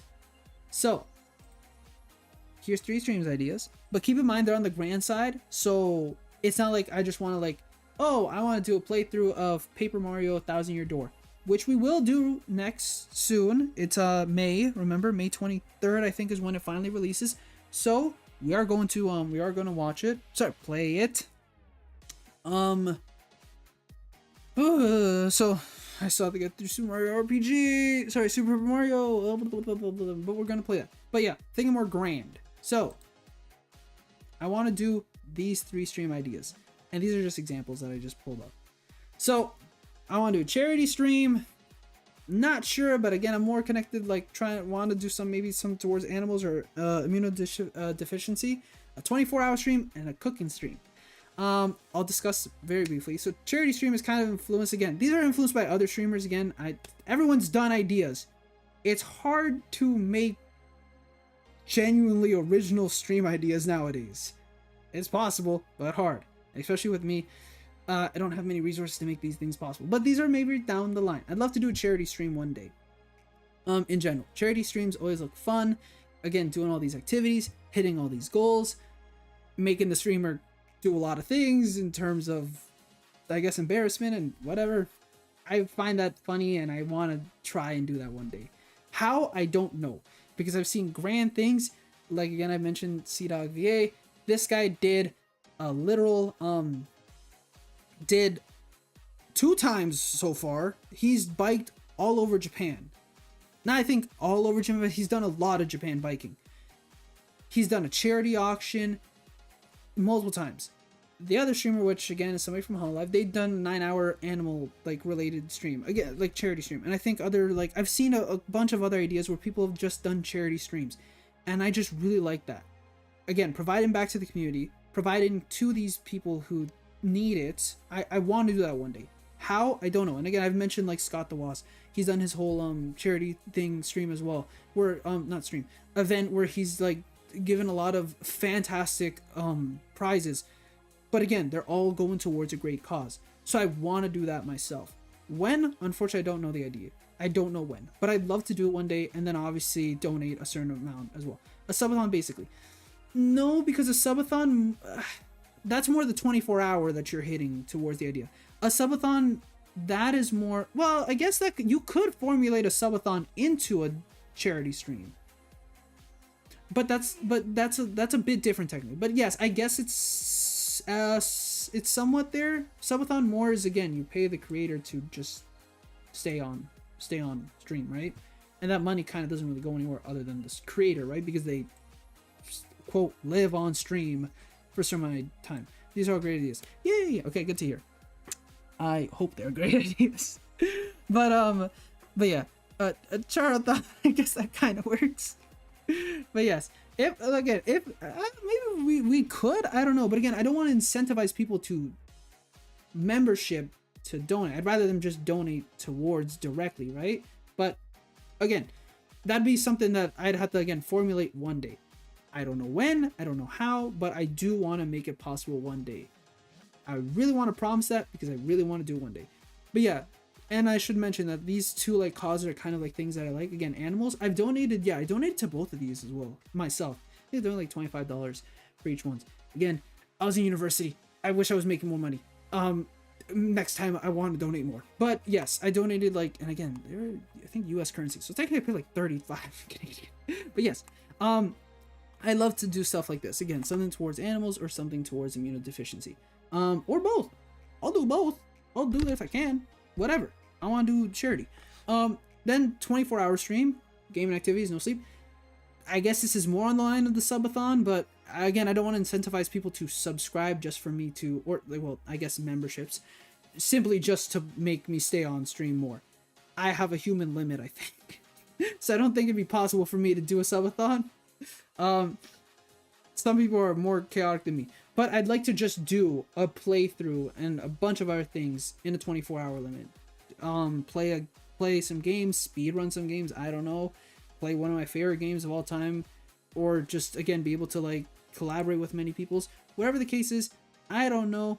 That'll be, again, a later thing. I don't know when we can get there, but hopefully maybe one day. And just, again, 24-hour stream. You guys have me for 24 hours and I don't sleep, because I'd be cheating. If I slept, I'd be cheating.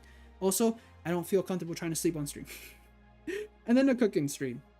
Basically IRL. We've done a very, very not so variation of it with Cooking Mama Cook Off, but I really actually just want to do an IRL stream, but cooking, because IRL can also just be me, put a webcam and play, and that's technically IRL, but I want to actually do a physical IRL where I'm actually doing some other activity in my household.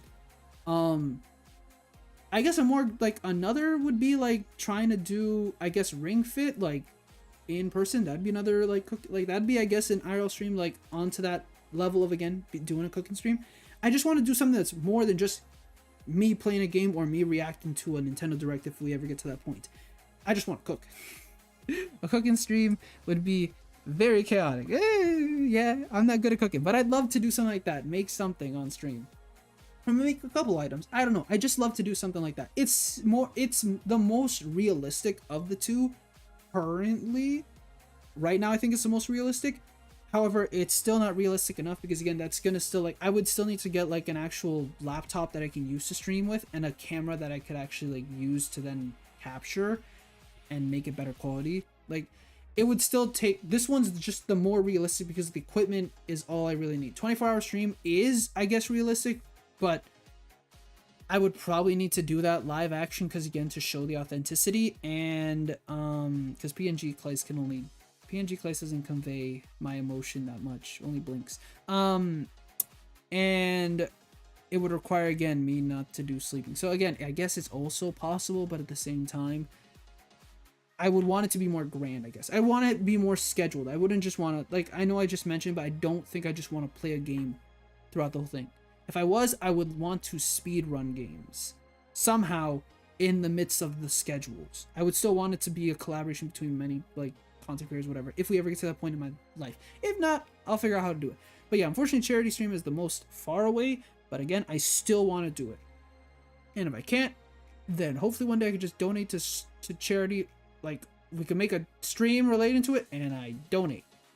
and then maybe you guys could donate on your own. But I'd love to actually host a big charity event, but not sure if that's going to be possible yet. No sleep stream. Wait, you want a sleep stream or a no sleep stream? Like, again, the 24-hour stream, you want a sleep stream? I don't want a sleep stream. I don't know. Claes sleeping ASMR. That's a no, thank you. I'm good. I like to I like to not be heard when I'm sleeping. Only Pokemon Sleep gets that data. You guys don't. Sorry. And then the last question for the day. Are you happy? That's the big question. Am I happy? Yes, I am. It's a simple question and a simple answer, but I am happy. I know that right now we just went off hiatus, and that I'm a little still distraught, a little heartbroken that unfortunately I didn't get to Teachers College this year, but I'm still happy. We have made it so far together here, and during the time that I was on my hiatus, I was being productive. And fortunately, I did find some opportunities that allow me to still emulate the feeling of being a teacher. Yeah, I was able to reach out to some people, and it might be possible for me to do something in the classroom, specifically supply teaching.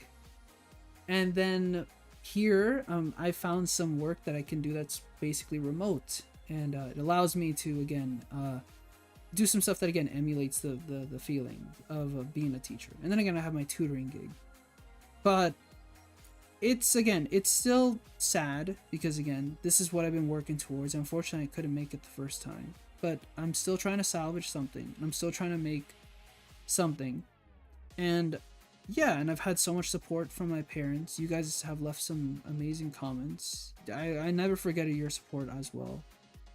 You guys are willing to again wait for me, be patient with me, and it's been so helpful. Just this past week thinking about you guys, like I still don't want to disappoint you guys. I still want to make content, but I also need to focus on this, like on me wanting to become a teacher. I want to just balance everything together and make sure that we're all getting the best of both worlds. Me still improving as a content creator and still giving my all to you guys, while still focusing on myself and becoming an educator that maybe you guys can still be proud of.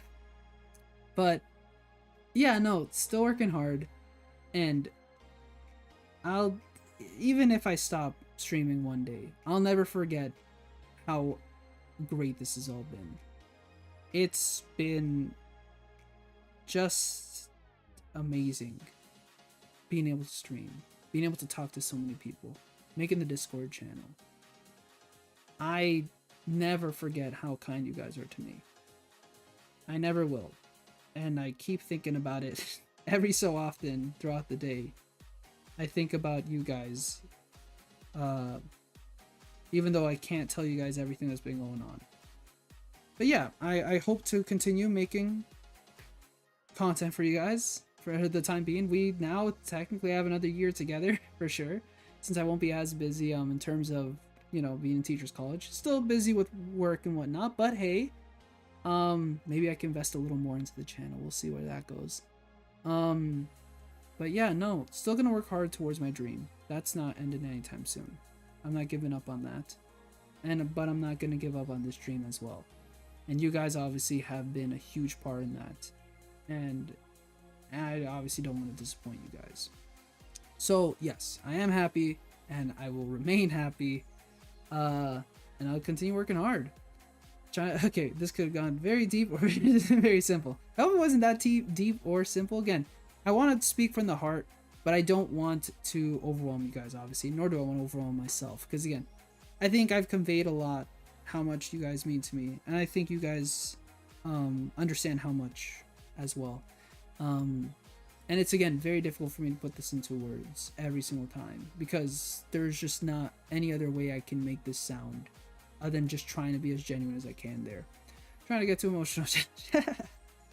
It's gonna get more emotional. I could have prepared a whole video, but no, unfortunately I did not. Yeah, of course, your dream should be your priority. It should. And as well, but this is also still my dream. We've talked about it again. You guys have seen, I've tried so many times to make channels, and being here Anyways, link your sources. We did not have a citation. I don't have a citation piece. I'm sorry. End of thing. See, there's nothing else. But I did give proper sources. I did speak about certain things and gave proper sources to who created them, who worked on them, stuff like that. I have not done that. I guess I didn't properly credit the sources of some of the photos, but again, those were kind of like free to use as they were stock images. But I guess I could have just finished Pearl's Pal. Good job, Big Shot. Proud of you. But yeah, that's it for today in the 400 subscriber special. I messed up big time. So, I get to chapter this stream so good in terms of where I messed up. Okay. But still, thank you everyone again for everything. Summertime moment. Yeah, I guess this kind of is, I suppose. I credit most of the time. I credit basically every time, but I guess not this time. Love you, Claes, and I love you guys too. Love you guys so much. You guys again mean so much. Thank you, Jalapeno, Miku, Big Shot, Stevie, Triplets, the gameplay game. I'm just gonna say that Yuki, and everyone else who stopped by. Anyone who lurked, and anyone that I'm unfortunately not completely remembering the name. I apologize. Limey was here, yes. And then again, I feel so bad for Traymations because they stopped by, but again, I wasn't flipping speaking technically. But yeah, everyone who stopped by. You guys, when are you gonna do that no hack challenge? On stream? I could do the no hack challenge probably. I think I'll be fine, but I'll take time. Alright, my parasocial relationship with Claes is a solid 6 to a light 7. Okay. That's good. But yes. It's 400 subscribers, we hit that. Now we've hit 500. And I want to reveal the plan for 500. But it's not as grand as this. It's not an AMA. The plan for 500, if we could have hit it, would have been like a membership type of open stream where I would have like shown what membership would be all about, what emotes would be there, what would be added to the Discord, all these things. Be an update stream of sorts, and again celebrating, probably playing some of you guys. But unfortunately that's not the case, because unfortunately I need to improve the watch hours, which means I need to make more content so you guys can watch it. You guys will watch my content. Woohoo! Because I will make it for you guys. But yes, no, I wish I could have done that, but it's okay that I couldn't. Instead, what I was thinking is doing, I guess, yeah, finally, I suppose. Oh, my back. Finally, suppose, of, so we should use other art, any other art I made of you, but like I said, that means I have improved. Okay, next time I'll use your newer art. But again, I do like this one because it's again, it's like the original me, you know. But yes, the other ones are also equally adorable. And next time I'll use them. But I guess yeah, the 500 subscriber stream. Still not sure what game I'd like to play. But most likely I'll break immersion, I guess. A little Claes will take a break, and real Claes will step into the limelight. And I'll do like a stream where I actually show my face for the whole time. Am I looking forward to it? Slightly. A little scared. But yeah. But that's the idea. To do a stream like that. I hope it comes out fine. But yeah, that's still, I still need to I would need to plan that more. For sure, because I don't know what I do. Do a 523 special instead. Sure. You know what? Maybe I'll do that. Maybe I'll just like, I'll actually write that. It'll be a specific number, just 523. No one will understand, then again, you understand this whole moment of what we're going through. Little Claes is tired of blinking. Yes, I think Little Claes needs a break. Yes, indeed. And then I will need to step in. I need to prepare a bunch of things, because first of all, again, I'm still terrified of showing my face on stream like that. But I've shown it through video, so I have to be prepared. What we'll play though is another question. I don't know what we'll play. Do a special 4, 5. Oh no, we're not gonna do every single. No, there's somebody who's done that. Okay, maybe we'll see. I don't. We'll see. I say we'll see as a way to kind of affirm your responses, but not fully.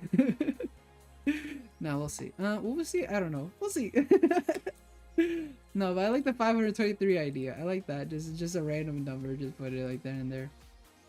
But yeah, that's the idea for the 500 subscriber special. Not too big, but you guys get to finally see me stream in real time, and I'm terrified to do it. What we're gonna stream about, I don't know. I've thought of immediately Splatoon, but I'm like, do I want to? And I'm like, maybe Mario Kart, but I'm like, do I want to? I'm not sure. We'll figure it out. I might leave this up to like, maybe not a vote per se, but I might want to hear your ideas of how we could make this possible and what I should do. I don't know.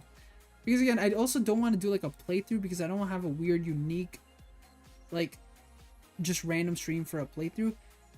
I thought right now in the moment, what about Splatoon 1? But I'm like, because not a lot of people could play that game, right? So I don't want to do, I want to play a game that I can't do a playthrough of. And it's more like a one and done type of thing. Yeah, like Mario Kart 8 Deluxe does work, but I don't know if I want to do that. The cartoony skin disappears, revealing realistic.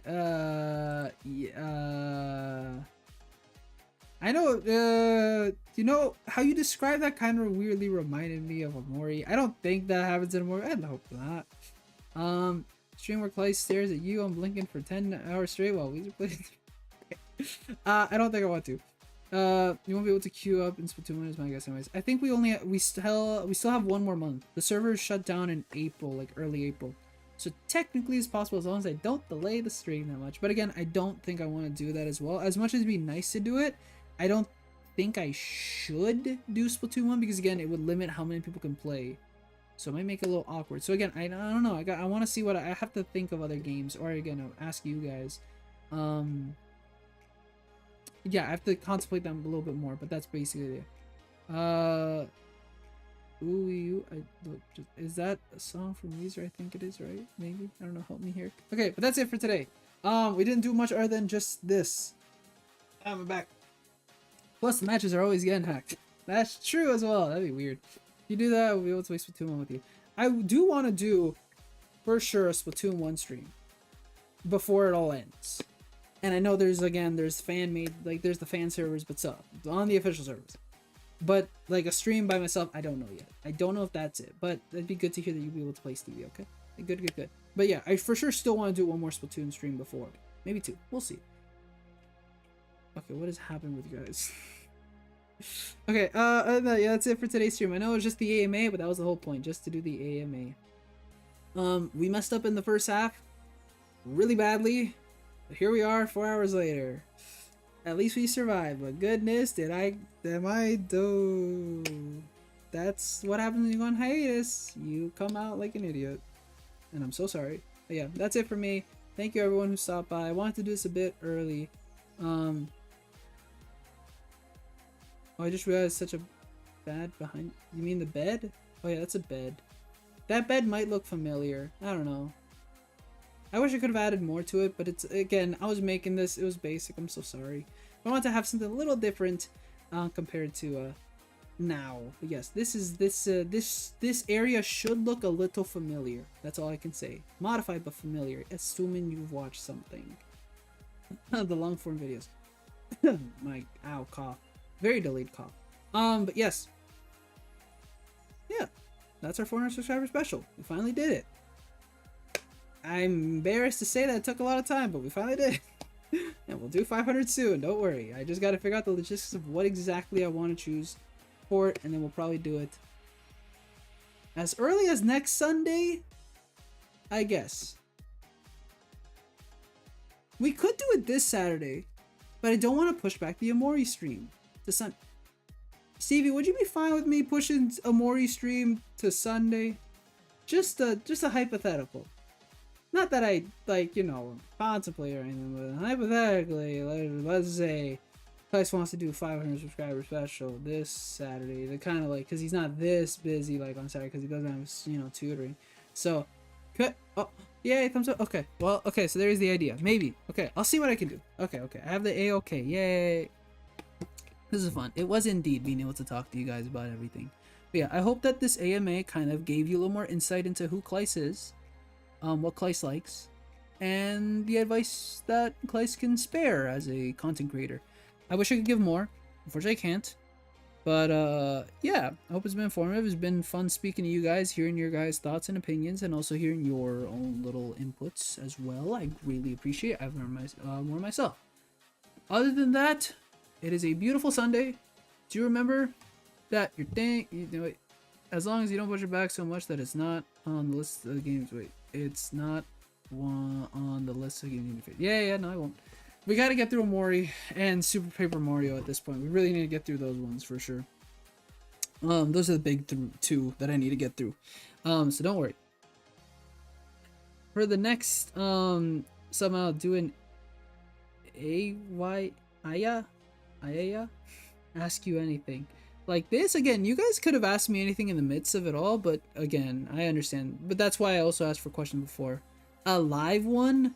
Doing a live one. That, I guess you could just do that. Oh, Uno reverse card. So ask you anything. Oh, that's weird. I guess it's possible. I guess I could ask you guys stuff. Huh. That gives a weird, strange idea where getting you guys on the Discord to go into a voice chat with me through raffle, and we introduce ourselves and I'm able to ask you guys a weird question and you guys have to tell the story, and again, you obviously give consent. That's why. That's an idea. Weird idea. What's the credit card numbers in the three wacky numbers on the back? I guess I could ask that, but I don't want to ask that. I'm good. I'm not trying to get anybody doxxed in a very strange way. But yes, that's it for today's subscriber special. And for today's stream. Thank you again, everyone, for welcoming back. I hope to do another stream this week. Again, I will say, with the new opportunities that luckily I've gotten now, I need to put emphasis on those. So streams are going to be interesting, but I'll try my best to get through it for you guys. I'm going to try to still keep the streams of 3 every week, but we'll see. Please forgive me if I need to put a little more emphasis onto the opportunities that I'm working towards, because again, those are towards Teachers College, and I also would like to make as much as possible in the midst of it all, because again, you know, summer's coming up, and in Canada we don't really have school during the summer, so I gotta work now hard than later. So, and then hey, this will help as well because I'll be able to invest a little more into the channel. We'll see what happens. Okay, but yes, thank you everyone so much for today. It was wonderful having you all for the subscribers special, and for you guys to welcome me back. It's been amazing talking to a bunch of you guys again, and I hope that we can do this on Saturday, possibly with live action Claes. Ooh, thumbnail. I don't know how that's gonna work. I gotta figure that out. But yes, I'll probably ask in the Discord in a bit, maybe later. Again, I need to go see family. Hey, don't you write those numbers? Get them out of here. Even if they're not real, they're obviously not real, but still, YouTube might come after me, even if it's fake. But yeah, that's it for everything. As I always say, your time is the most valuable currency, and the fact you guys spent it here with me means so much. You guys giving me this opportunity, always giving me your time, I'll never take it for granted. And again, I want to continue making content you guys look forward to, hopefully for years to come. Thank you, Jalapeno, Stevie, Miku, Triplets, Big Shot, Game Boy Gamer, Yuki, Limey, again, unfortunately forgetting their name a bit, Tremations, everyone, whoever stopped by, anyone who lurked, thank you. Instead of little Claes, it is Big Claes, indeed. I guess, or just Claes, since I am just Claes, but I don't know, I guess we could also call that. And then what else? Yes, hydrate, eat some candy, rest well, be productive, and keep your head up, guys, okay? You guys are wonderful, lovable, beautiful, amazing people. You guys are talented, hardworking, and excellent. Don't let anyone ever stop you from doing what you want. Embrace your dreams. That card is in the name of Walter. Whoa, wait, what? Why the number's 420? That's it. Thank you guys, everyone. It was lovely talking to you guys. Claes Heart. Also, that is a thing. Claes Heart's also a thing. Not sure if I'd ever want to cosplay as Claes Heart, ever. No offense. I'm not a big fan of Sweetheart, as we've established, but Claes Heart is, maybe there you go. Maybe for the for if we ever do the charity stream in the future, maybe that'd be a weird callback. Claes to cosplay as that? Oh god, that would take so much time and effort, but it'd be a good charity goal. I think it would make people maybe donate to charity to just see me cosplay in a very bad cosplay.